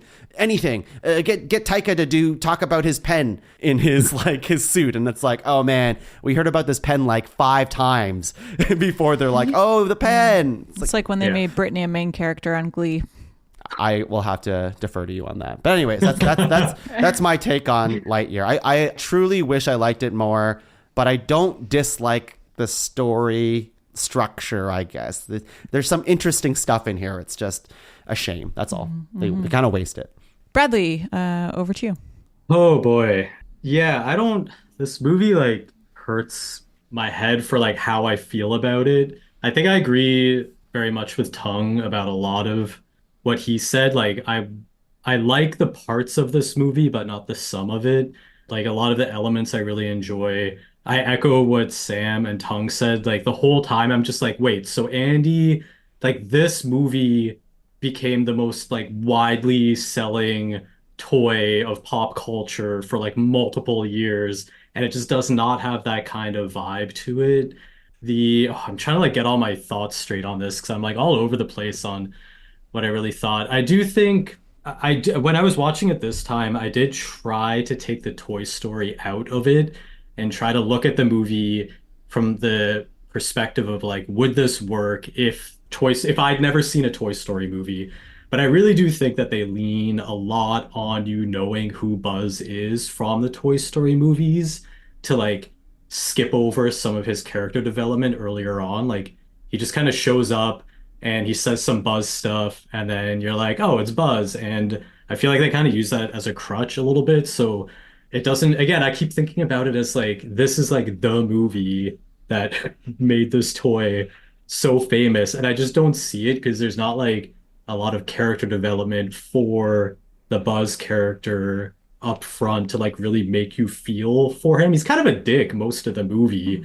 And I'm like, why would any kid put this person up on a pedestal and be like, this is the toy that I want to play with all the time? And like, I don't know. So that was like a whole thing for me. I do feel like an easy way that they could have cemented this into the universe is I was thinking most of the Toy Story movies start with like a fantasy scene of the toys being alive, and then it kind of like cuts and it's Andy playing with them. I feel like it could have been cool if they'd done the reverse of that at the start of this movie to really like bring you into the universe and have Andy playing with like Woody and stuff in front of the TV and then like with the actual toys, and then this movie comes on and it like pans into the TV or something. I don't know. I feel like they could have like put it more in the universe. It feels very slapped on that like the Tung and Sam have said that it's just like, oh yeah, and Toy Story is a property we own and you all like. I just wonder if they came up with this first and made it a Buzz movie second, because that's what it feels like to It's me. not. Yeah.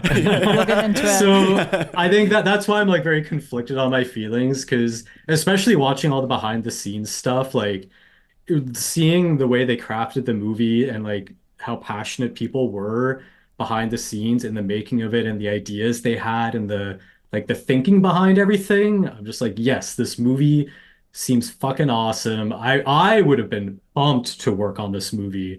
Like being in the industry, this across a lot of Pixar movies would have excited me a lot to be on. Kind of like working on Final Space, like a space movie with like cool action and all. Like this would have been a dream project to work on. So I do really like it. I loved all the space stuff.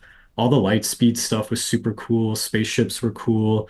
The sidekick characters I found very annoying. I can't remember what I thought of Taika the first time I saw this, but I'm finding him annoying these days. I feel like I've seen him in too much stuff doing his Taika thing. So I was kind of getting annoyed by him. I've got a couple, I'll save them for like maybe hot takes, but they're sort of like how I saw the movie playing out originally that I thought could have might maybe been interesting.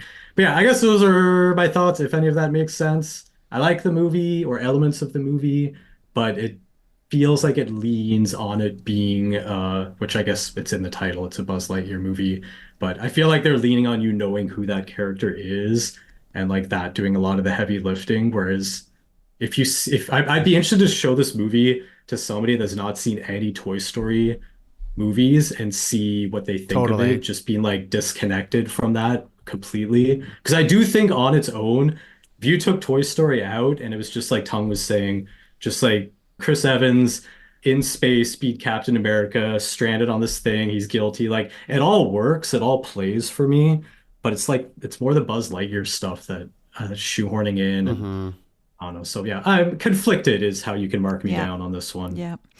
Yeah. Conflicted feelings across the board here. A few of my thoughts that I scribbled down. First of all, in what universe is this a kids movie? Like I don't think there's anything about it that seems appealing to kids from my perspective. It's very like Tung and Brad and Sam, I think you mentioned that like this movie looks really good, but I don't think it looks appealing.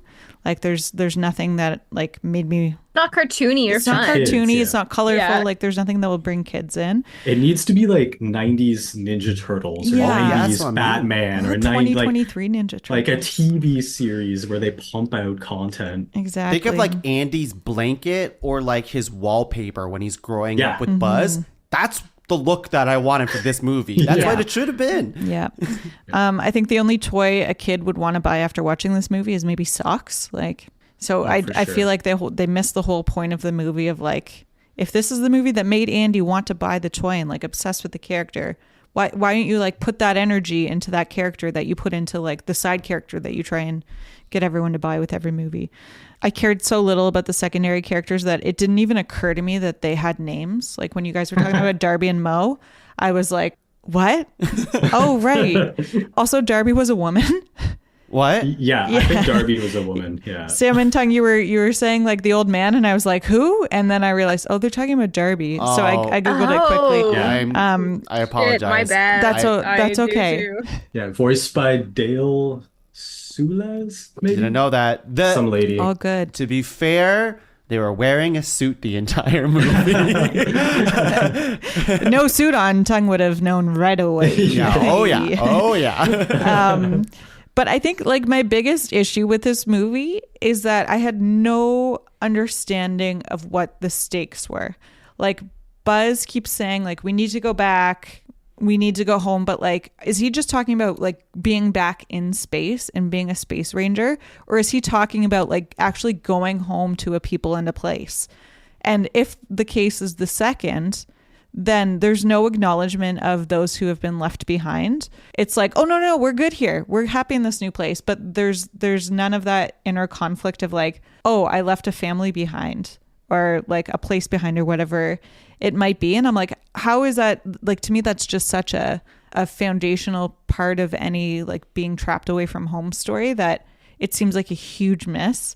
And it makes me angry. Well, I think it becomes like, if you're the cause of just huge mistake that causes everyone to be stranded on a planet, it becomes like your sole obsession and you have nightmares about it. You're the reason why everyone's trapped here. Everyone else has come to peace with it, like I said before, and what Sam said, like in the summary, but he just can't get over. It's a selfish thing, right? Like eventually everyone forgot about it, but he's keeping that bottled up inside and he's not sharing that with anyone. So that becomes his sole obsession until he becomes Zurg and obsessed with that. But the obsession is like getting them there, but they never acknowledge where there is.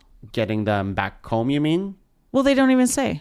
I agree that because I had said like that first part of the movie feels like its own like separate could be its own separate movie. I'm like more interested in the dynamics of him leaving and the feelings of like all that interpersonal stuff that we don't get, and it's just that montage of him doing it all really quick. Like I would have much preferred a movie where we explored that and she dies and like sure there's an ending to it or whatever, but I didn't need the crash landing and going to find things to power up ships for like a half of the movie. I also agree where I'm like, yeah, I would have liked to hear what home is or hear like more of his thoughts. Like, I don't know. It seemed like there wasn't much dialogue unless it was the spoon-fed stuff. And then it was just like hijinks and things going wrong and them I don't know. But I was like, yeah, I really did like the idea of like him giving up his life for this and like why he felt he had to do that. And it's like, yeah, none of that is really explored. Like it didn't give us any real backstory on Buzz other than this. The Toy Story some movies. Yeah. Yeah. Yeah. So it bothered me a lot, but that's just me. Anyways, let's talk about source material. So funny that you brought up like the cartoon imagery from the Toy Story movies, because we kind of did have that. So this concept of like a human Buzz Lightyear within the fictional like universe that we see in this movie Lightyear, which exists within the fictional universe of Toy Story. Like that all was actually first introduced in Buzz Lightyear of Star Command: The Adventure Begins. So that was a movie that was like a home video release in 2000 that was then used as a pilot to a TV series called Buzz Lightyear of Star Command. So that was like a whole thing that lasted a year or something. And then the director of this, Angus MacLane, not Angus MacDonald, Angus MacLane, he was co-director on Finding Dory with Andrew Stanton. And so after that, he was a big sci-fi fan. And I guess Pixar said to him like, hey, why don't you pitch a like Buzz Lightyear movie? And it was officially announced in December 2020. And yeah, I guess MacLane was always curious about like the origin of the Buzz Lightyear action figure and wanted to bring in stories from his childhood. He was really into Star Wars and other sci-fi. And so, yeah, he thinks of it as like this movie is this live action film within the Toy Story universe, but Star Command is a hand-drawn animated series that was based on this movie. So in the Toy Story universe, this movie was created.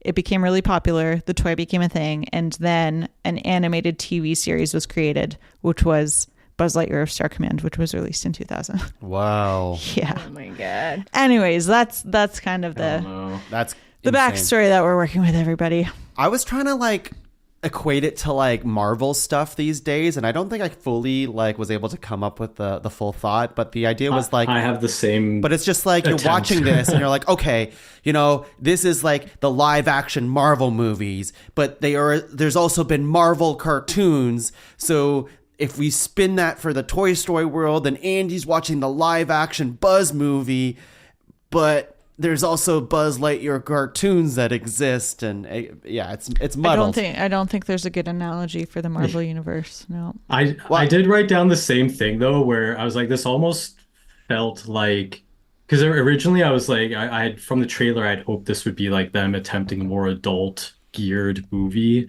and I feel like that's kind of what they went for. I think but so. I think so.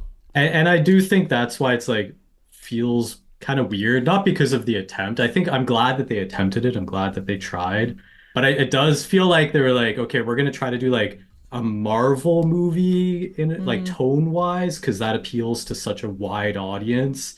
So let's get like one of the main Marvel people, Chris Evans, to like star in it and be basically our Captain America. And there was a lot in the movie that kind of reminded me tone wise of Marvel, where it's like very jokey in the middle of like crazy dangerous action sequences and stuff like that. So I feel like they were kind of trying to do their version of a Marvel movie. Yeah. Buzz is essentially a kind of like a superhero, right? Like in their universe. So yeah. He's a cop. Tongue. What, Same with the Avengers. What have you got for us this week? For particulars? Yeah. Alrighty, Pixar particulars. Here we go. So you talked about Angus MacLane. One little thing about him is that everyone thought he was the right person to do the job for this movie because he was also the guy who helped design Zurg. Like back in the day, like in Toy Story 2, he helped animate the opening scene where Buzz is fighting Zurg. And so he's a huge fan. It kind of goes back to this thing that we've said a few times now, Brad and I at least, was just like, the cards were lined up, man. Yeah. You got the super fans, you got Chris Evans, you got the release window, you got, like, everything was there. So anyways, it all kind of fell apart. I'm going to save the aspect ratio thing for you, Brad, but they do talk about that in, I have this in the particulars here. The oxygen tanks in the movie are actually the Scream canisters in Monsters, Inc. Oh, that's cute. Isn't that cute? Let's see. And then we like Buzz Lightyear has like the same recurring lines that he does in Toy Story, like there's no intelligent life anywhere. And anytime he like talks to the mission log or Star Command or himself, the Space Ranger suit that Darby wears throughout the film reads Tempest. I think you said something about Tempest earlier. Nope. No? Okay, Tempest. This is a reference to Tempest from Morph, one of the names being considered for Buzz Lightyear early in the development of the original Toy Story. So that's kind of cool. James Brolin, he's Zurg in this movie. Bazurg in this movie. He's never seen any of the Toy Story movies, so he knew nothing about any of the characters going into the film. He only agreed to voice Zurg because Pixar guys have good judgment. So honestly, Josh, it shows. James Brolin? It's James Brolin. I thought it was Josh Brolin. His dad. This is his dad. Josh Brolin's dad. Oh. So going on that, Chris Evans I'm embarrassed. apologized to James Brolin for beating up his son Josh Brolin in Avengers Endgame. Yeah. And that was in like an interview or some whatever, just like a joking thing. That's fun. Yeah, I thought that was fun. The concept of a meat bread meat sandwich was previously seen in Taika Waititi's first feature-length film, Eagle vs. Shark, which is a fantastic film. Taika's early work is very, very, very good. I recommend that for people who even have Taika burnout right now, but he has some really good stuff, especially in the beginning of his career. In that movie, the beginning of that film depicts a fast food restaurant that offers a crazy burger, which has bread, lettuce, tomato, and cheese between two meat patties. So pretty It's pretty similar. Juicy fingers. Yeah. Like the stuff we always talk about, the A113. We've had a lot of cool ones in the last few movies, I think. One of them was like the police radio and Onward. Like we have an A113 going on right now, that kind of thing. This movie goes back to basics, and it's on the window of Alicia Hawthorne's office. It's like, come on. They had such good ones over the last few. And yeah, anyways, just on the office door. The Pizza Planet truck can be spotted in the scene where Buzz is speeding to a ship with socks and drives past some parked cars. That's not that interesting, but I thought what was interesting is that I always forget, like, Pixar puts in the Easter egg for their upcoming films coming up.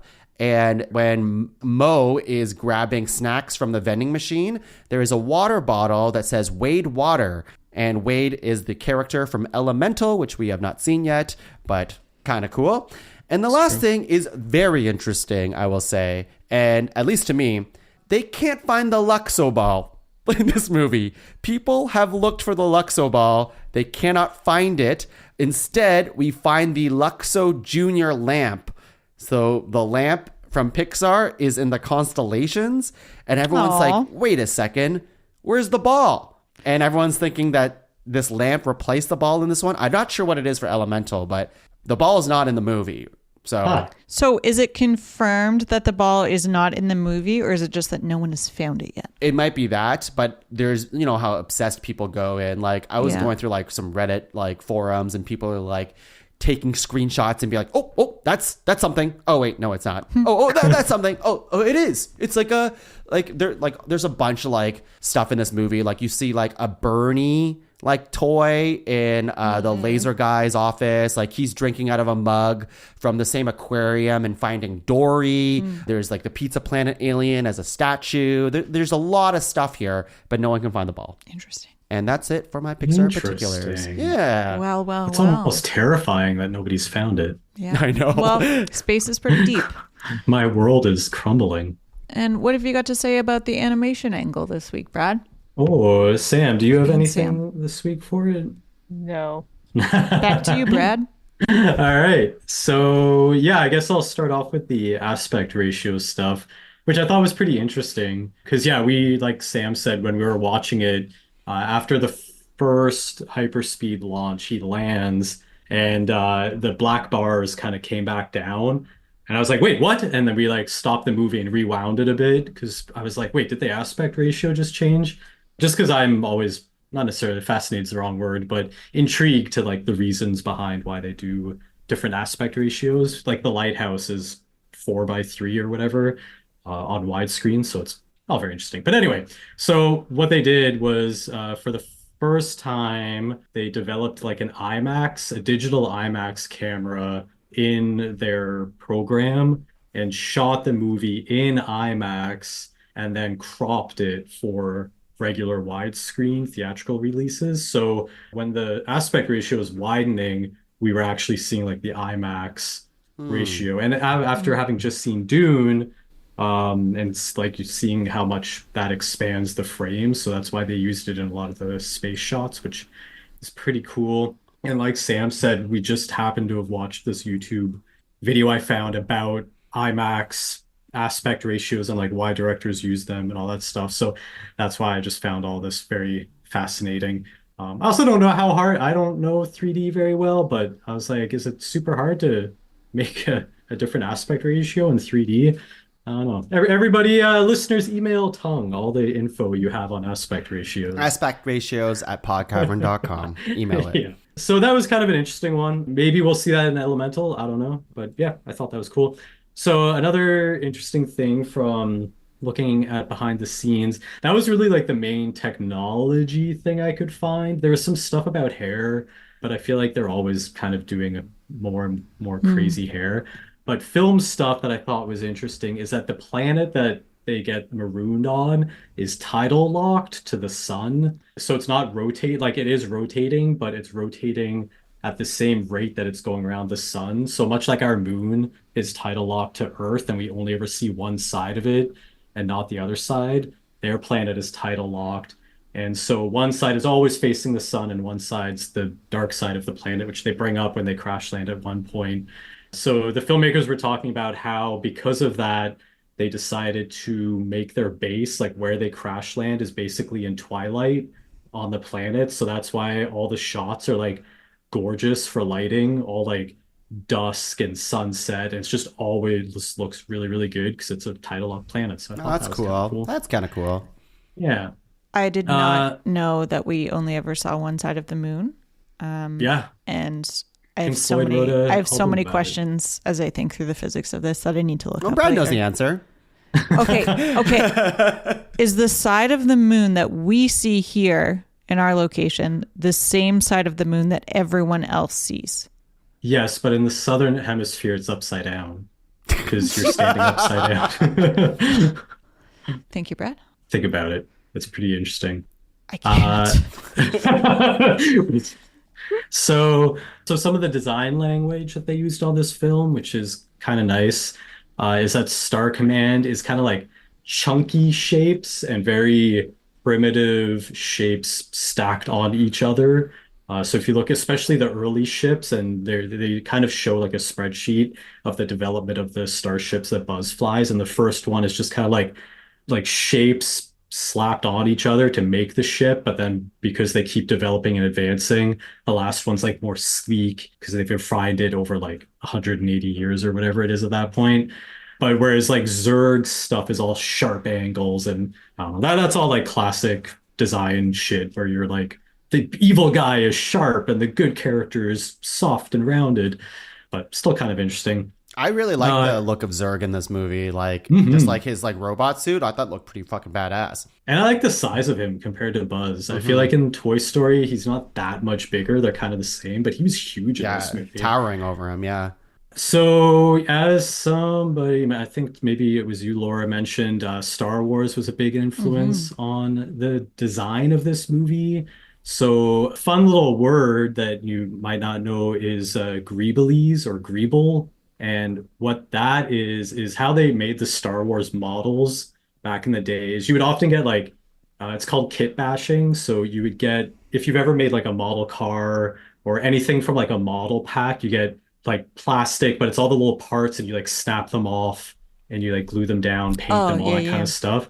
So it's like what they did back at Industrial Light and Magic when they did the Star Wars films is they just got like thousands of those packs and then took all those little elements and like glued them onto ships to make like the rim from a car now is like a spaceport and it because it's all That's so cool. tiny on these massive ships that it blends in and it's called Greeblies or Greeble. Is that rather than and so having to imagine what all of those little pieces would look like? exactly, yeah. They just kind of like take all this trash in a way and like stuck it onto the ships. And that's how they in part designed the Star Wars stuff. And that's why that whole universe has that feeling to it. Cool. And so they brought a lot of that design language over to this movie.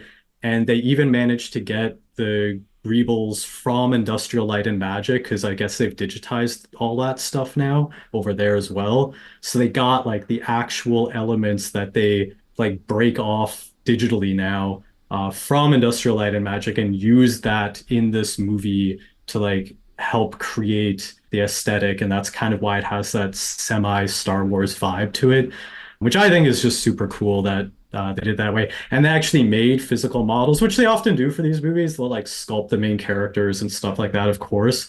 But they hired like a model maker to actually make using these design that kind of design language and those old school ways of modeling to like make the spaceship in real life. And then they use that as like the, not to make another pun, but model on what it should look like. So I thought it was very cool. And so that's why it all feels very grounded in the movie as well, I think, is because they approached it with that. And that's why I was saying, I'm like, this seems very much like a movie that I would have loved to have worked on just because of their design philosophy behind it, like the way they collaborated and like just all their thinking behind everything is very cool. So lots of Star Wars stuff in there. That's all pretty sweet. One of the behind the scenes featurettes went into detail about the spaceship console, which I also thought was pretty cool because they went to like a NASA site and got to sit in the space shuttle. And it's just like buttons everywhere. Like if you've ever looked inside a cockpit when you're boarding a plane, it's just buttons everywhere. And you're like, how the hell can you tell what's going on? So they talked about how they wanted that feeling in the cockpit but Buzz has like giant cartoon fingers, so they obviously couldn't go like that detailed. But it was like the amount of departments that had to work together. So it's like they had to know what buttons they needed, but somebody else had to like design all the buttons, and then they had to rig all the buttons, and then they had to light and texture all the buttons. And it's just like an insane amount of work. And then all the reflections of the buttons on his helmet when he's in the cockpit. I don't know. It's just very cool. Clearly, I like space stuff, so I'm all over these types of things.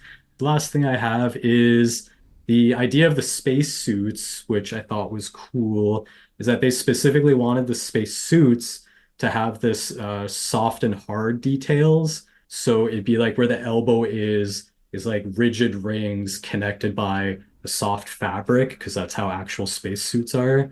And so they really spent a lot of time making sure that it was like rigid to soft all through the spacesuit to give it that realistic feeling, which again, I thought was pretty cool. Yeah, and that's all I have for animation angle. Just a lot of fun little space tidbit things that I thought That's were pretty cool. It's almost like they put a lot of effort into this movie. Yeah. Just wish they put more into the story. It's fine. Personal take. All right. That brings us to 5-star, 1-star. I'm very curious about the 1 stars in this movie. Today's 5-star. I forgot to write down the names of the people who said it. But anyways, today's 5-star rating. Here we go. When Fortnite's newest season launched recently, I did what I've done now many times before. Installed the game again, watched the new cutscene, dropped in for a few matches, and stopped. But a day later, something unusual happened. I returned and played some more, and then even more, and more again. And now I'm a full-on Fortnite guy. All it took was the removal of building and Indiana Jones. Let me explain. I've dabbled with Fortnite's online PvP ever since 2017 when Fortnite launched its now popular Battle Royale mode. Often, I'd see people talking about a new season or chapter, get excited, and load up the game again. And then the frustration of losing a few matches and feeling like I wasn't making any progress would set in, and I'd bounce until a new season launched and the whole cycle repeated. Throughout, I would still invest hours and hours into the game's original Save the World co-op mode. So this recent summer update was just the latest to catch my eye and lure me into trying Epic's online shooter once more. 5 stars.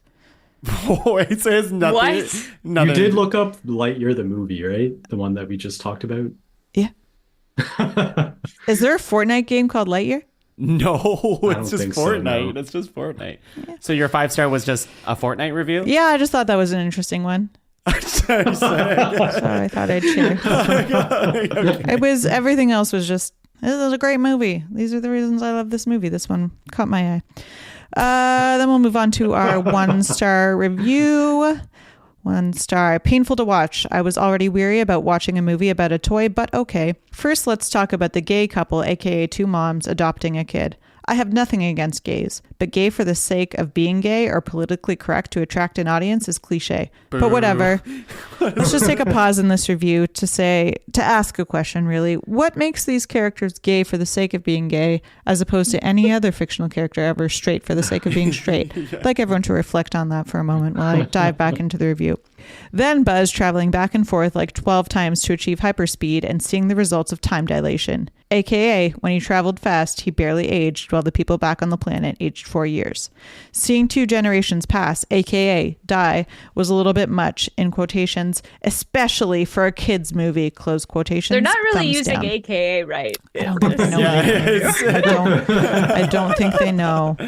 The last thing I will say, in quotations, and there are many things I can say about this movie, by the way, end quotations, is Buzz's attitude, the whole mopping around, quote, I can't do this. I can't do that. It's my fault. We are stuck here. I can't do this alone, end quotes. I guess they were trying to convey overcoming adversity and working together. But man, Buzz felt like an annoying little emo kid. 65 people found this helpful. 1 star. AKA 1 star. AKA they neither know how to use AKA nor quotation marks. And that is 5 star, 1 star. That brings us to Star Command. Hot Coming in Star Command. That's right. It's hot takes. Hot takes. Hot takes. Hot takes. Hot takes. Brought to you by the exploding fuel source. Yeah. Sure. Laser shield? Laser Do shields. socks have a burning thing? No, probably not. Damn it. No. Hot takes since the beginning of this episode. First movie without a good Without a good hot thing. Yeah, well, I Sure, mean, that's that speaks volumes. That sandwich. Tongue? No. Okay. My first hot take is that since the beginning of this episode, I have had Adele's Skyfall stuck in my head, but instead of Skyfall, it's Starman.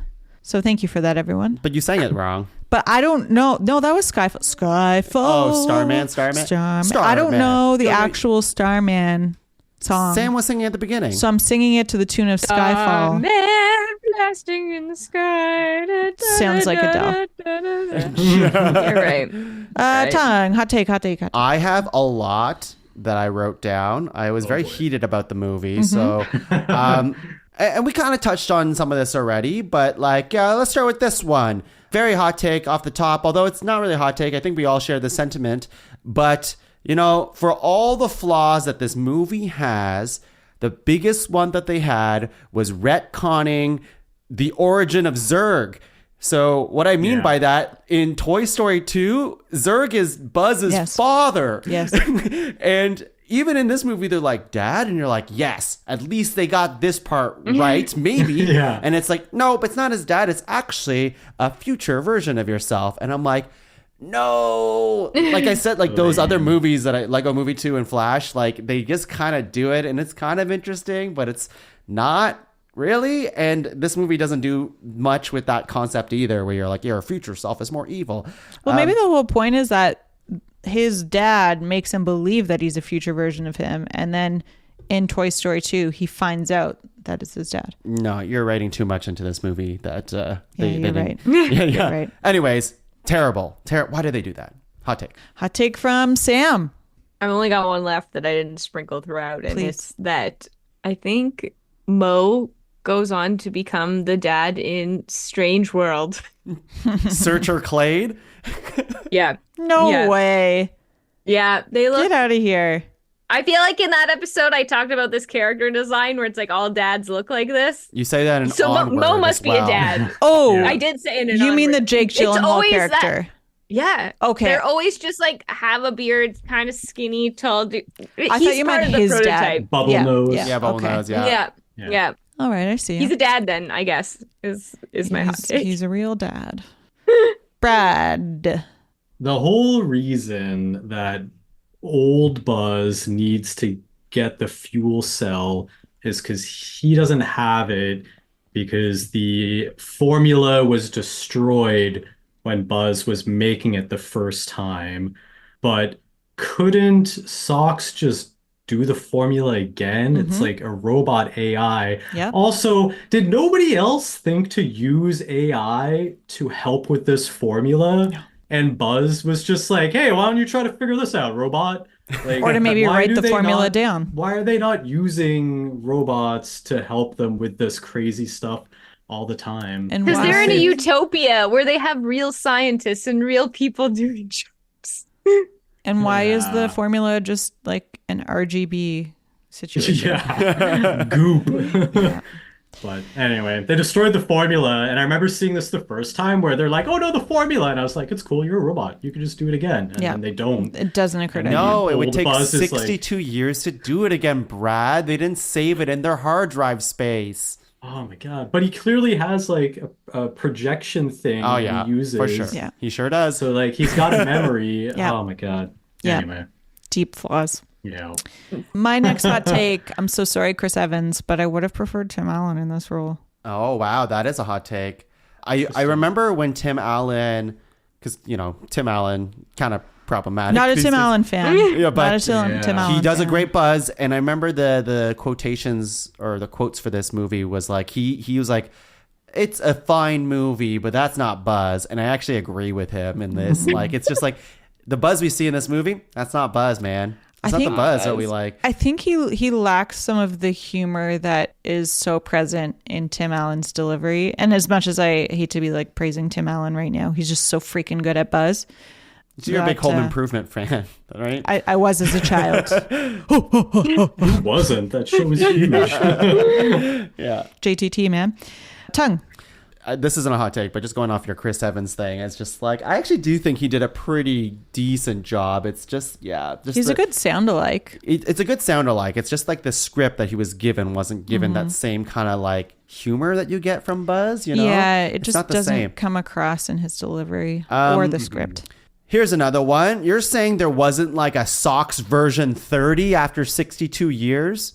Like, They try to No, decommission for the socks. formula. no. I'm saying they give a Sox robot in year, like after 4 years. He's away for 4 years. Here's a Sox robot. That same Sox robot did not get a version 2, 3, 4, 5, 6, 7, 8 as the years went on. That's insane to me.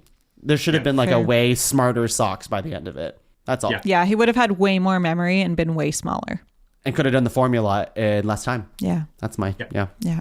Brad, over to you again. Well, conveniently, that kind of goes into, I don't know if it's a hot take, but because Buzz keeps remarking on how much he hates AI throughout the movie, which never comes back at any point, I remember thinking that Zurg was going to be like a future version of Socks or Ivan, where like the Ivan AI would have been has. good.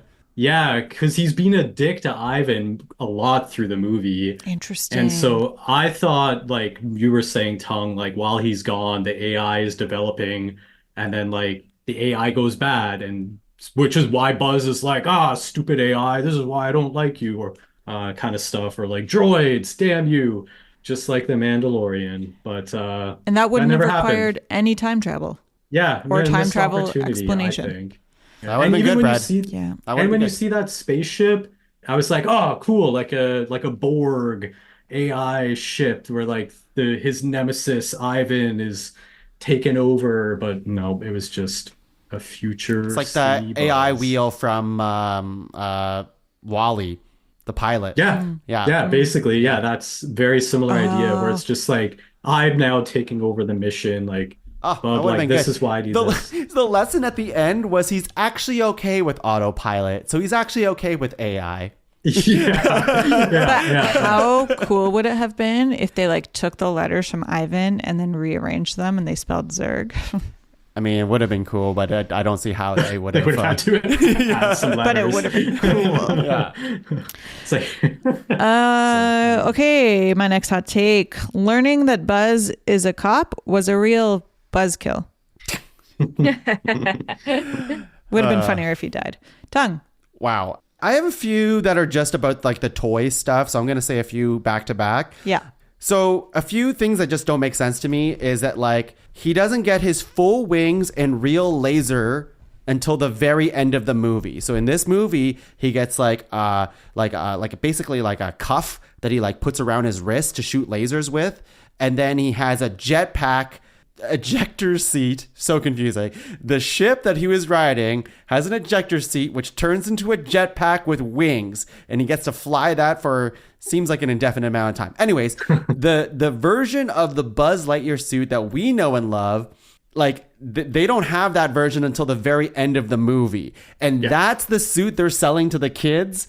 Like, you know, like the suit that Buzz should be having in the original Toy Stories should just have that, like, you know, the ragtag little cuff at the end and like the janky little jetpack, but instead he has like the full on suit. It doesn't make any sense, I think. Anyways, I agree. Right. Okay. And like things like the toy itself, it's like, okay, karate chop action. He's not doing karate chop action in this movie. He does karate chop things like when he's startled, but he's not karate chop actioning like the toy would. Like it's supposed to like kill bugs and, you know, beat bad guys with. So he's not doing any of that. The toy in this movie, they have a very kind of cool looking like electric voltage sword thing that they all like use to like cut the vines and like the little, I don't Very know. lightsaber. Exactly. But that's nowhere to be found in the original Toy Story. I know you can't like retcon that too, but it's just strange that doesn't exist. Like this movie should have had the utility belt from Toy Story 2, right? Like that little belt that has that little string that, or the suction cups that you can use to like scale buildings. Like there's an attention to detail in this movie that doesn't, like, it's just not there. It's like, yeah, you're nodding to like the like Toy Story, but even like to the suit itself, to like Zurg's gun doesn't function the way it does in like the Toy Story, the original Toy Stories. Like in the original Toy Story, Zurg's gun, like it shoots like basically tennis balls. You know what I mean? It's like boop, boop, boop, boop, boop. And I don't want it to shoot tennis balls in this movie, although that'd be hilarious. But it should like come out as little balls, like little energy balls that are coming out. But in here, it's like this giant like rail laser that's coming out of it. So that stuff kind of bothers me. And then let me see. I have one more, but I'll save it. We'll move on for now. Okay. Brad. Yeah, I only have one more, which is I feel like their turnip ship is not very good if a little mountain can take it down so easily. Yeah, That's pretty much it. That turnip. It like barely scraped the side. Like this thing is flying through asteroid belts. It's getting like landing on planets, getting hit with storms, and it gets like a little scratch on the side and goes down like a bitch. Like, what's that about? It did not seem aerodynamic.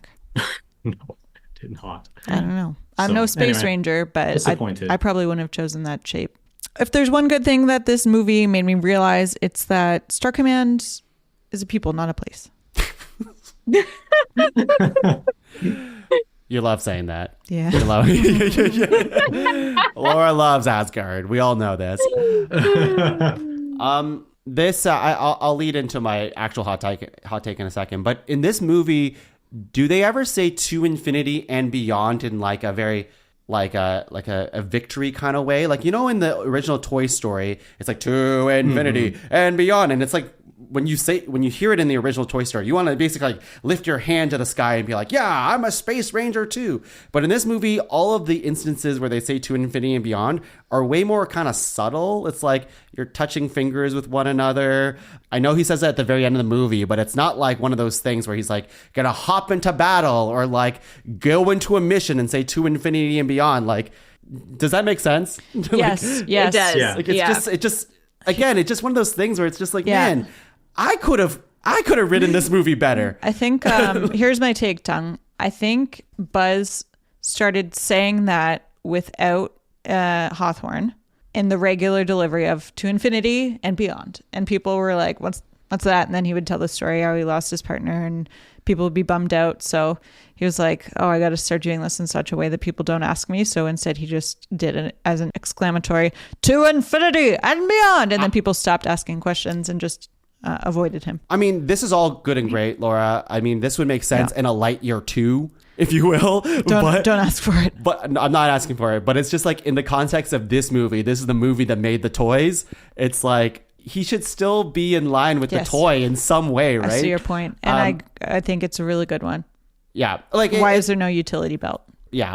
And also, like, I think it would have been cool because you can't like go back because they didn't know they were making this movie back in the day, right? Like you can't go back and be like, where's the socks toy from back in the day? And where's like, because like if Lightyear was a big deal in that universe, in the original Toy Story universe, then there would have been a socks toy. There would have been a Hawthorne toy. There would have been like probably Moe and Darby and like those robots and stuff like that. But there was only Buzz and Zurg at the time. Kind of leads me to like my last point here is that I think there could have been a way to still incorporate toys that we kind of know into Lightyear and would have been like a cool like nod to it. And they could have like kind of retconned some of the toys that we saw before and been like, oh, those were from Lightyear. So my idea was that they should have had like Sid's toys in this movie, or like one or two of them as villains. And then it could have been like, oh, cool. Like Sid was playing with villains from Lightyear.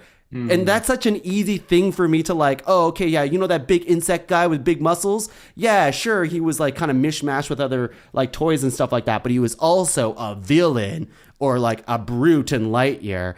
And there's just things like that I feel like they could have done to make it still fit and make it feel more Toy That would have been way more Story-centric. fun than Right? what we got. Yeah. Like even like what if a baby with the baby with spider legs was in this movie as like a thing, right? But I think it would have been fun cool. to have like the original version of those Yeah, toys. sure. Yeah. Just any The version to non-Sid be like, version. oh, like and to me that's like, oh, that's such a cool way to handle Sid because he probably liked the movie too, but he's a little fucked up too. So like, anyways. My second last hot take is that Tung has used the term retconned 3 times in this podcast. I've never heard of that until today. Oh. So can you tell us what it means? Yeah. It's when you basically go back and change something that like if you knew something as X before and like a studio retconned that, it means they're like, we're actually going to change the origins of what you know of this thing. And it's going to be something different to fit our narrative. Oh, you're fucking with the timeline. Like how Han Solo shot first in Star Wars, but then when they did the remastered version, they added a little pew, so Han Solo actually shot second, and everybody was like, "What the fuck? That's like a character thing that he like shoots first." Or like They're in this no. movie, it's like it literally is that Zurg was Buzz's father in the original Toy Story, but in this story they went back and changed it so Zurg is actually just future Buzz. I stand by my theory on that one. My You still don't know? my final hot take.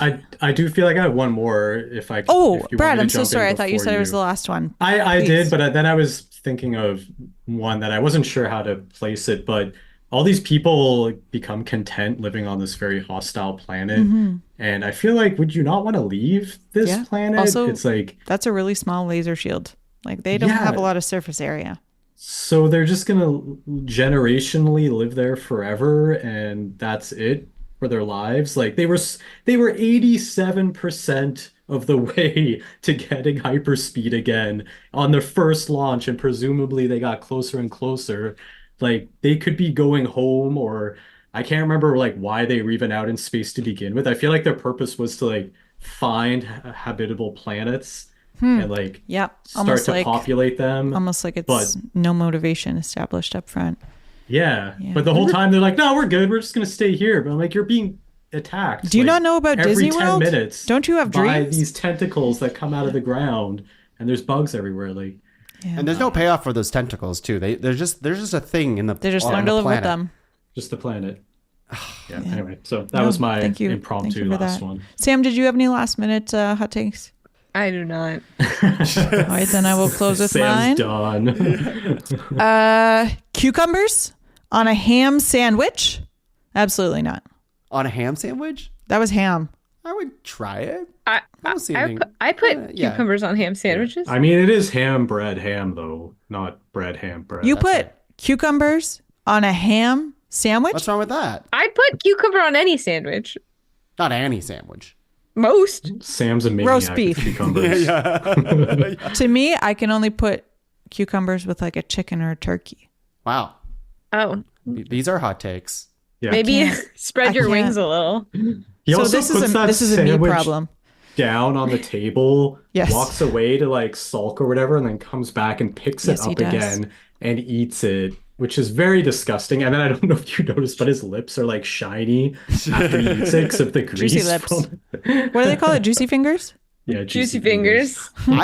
I'll say it. I would eat that sandwich. I would try it. I would not put I'd it try it. down and pick it back up, but I would eat it. I would want to eat it with a fork and knife, though. No. You gotta get the full experience. You need your juicy fingers. Yeah, they're the best part. That's the best part. They said that in the movie. Juicy fingers. Brad, you would hate that. I would. I do not like Brad to get hates messy. Can't wait to have you over for dinner next time, Brad.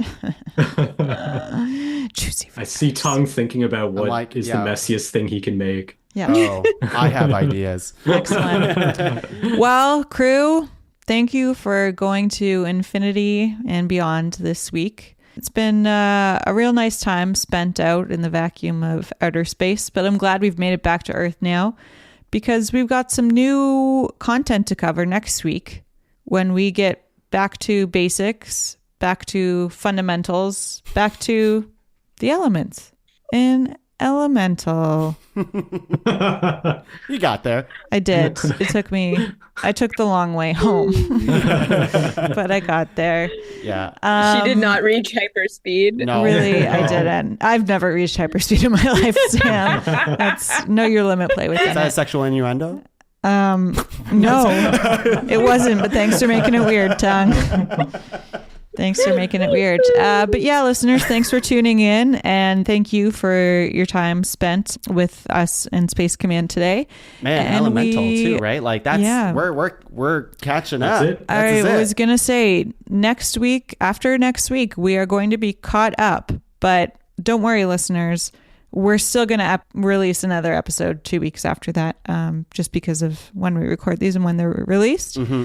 But yeah, we've got a film that none of the four of us have seen, despite me being tempted to watch it at the end of the year in preparation for our top 5 movies of the year podcast. Ranked top 5 list of stuff that don't matter. But we didn't. And so we're all going to watch it together. Not together, but like Tongue and I will probably watch together, and you two will probably watch together, and then we'll all talk about it together. And that's how this podcast works. That's the name of the game. Tung, did you want to say something before we signed off? You look like you had something on your mind. No, just that we haven't seen it before, and I think that's exciting. It's been a while since that has happened. Yeah. But good luck doing the summary for that one, Laura. I hope we don't get burned, because fire's an element. No, we'll just get Blown away. With that said, take it away, Tung and Brad. What? Starman. I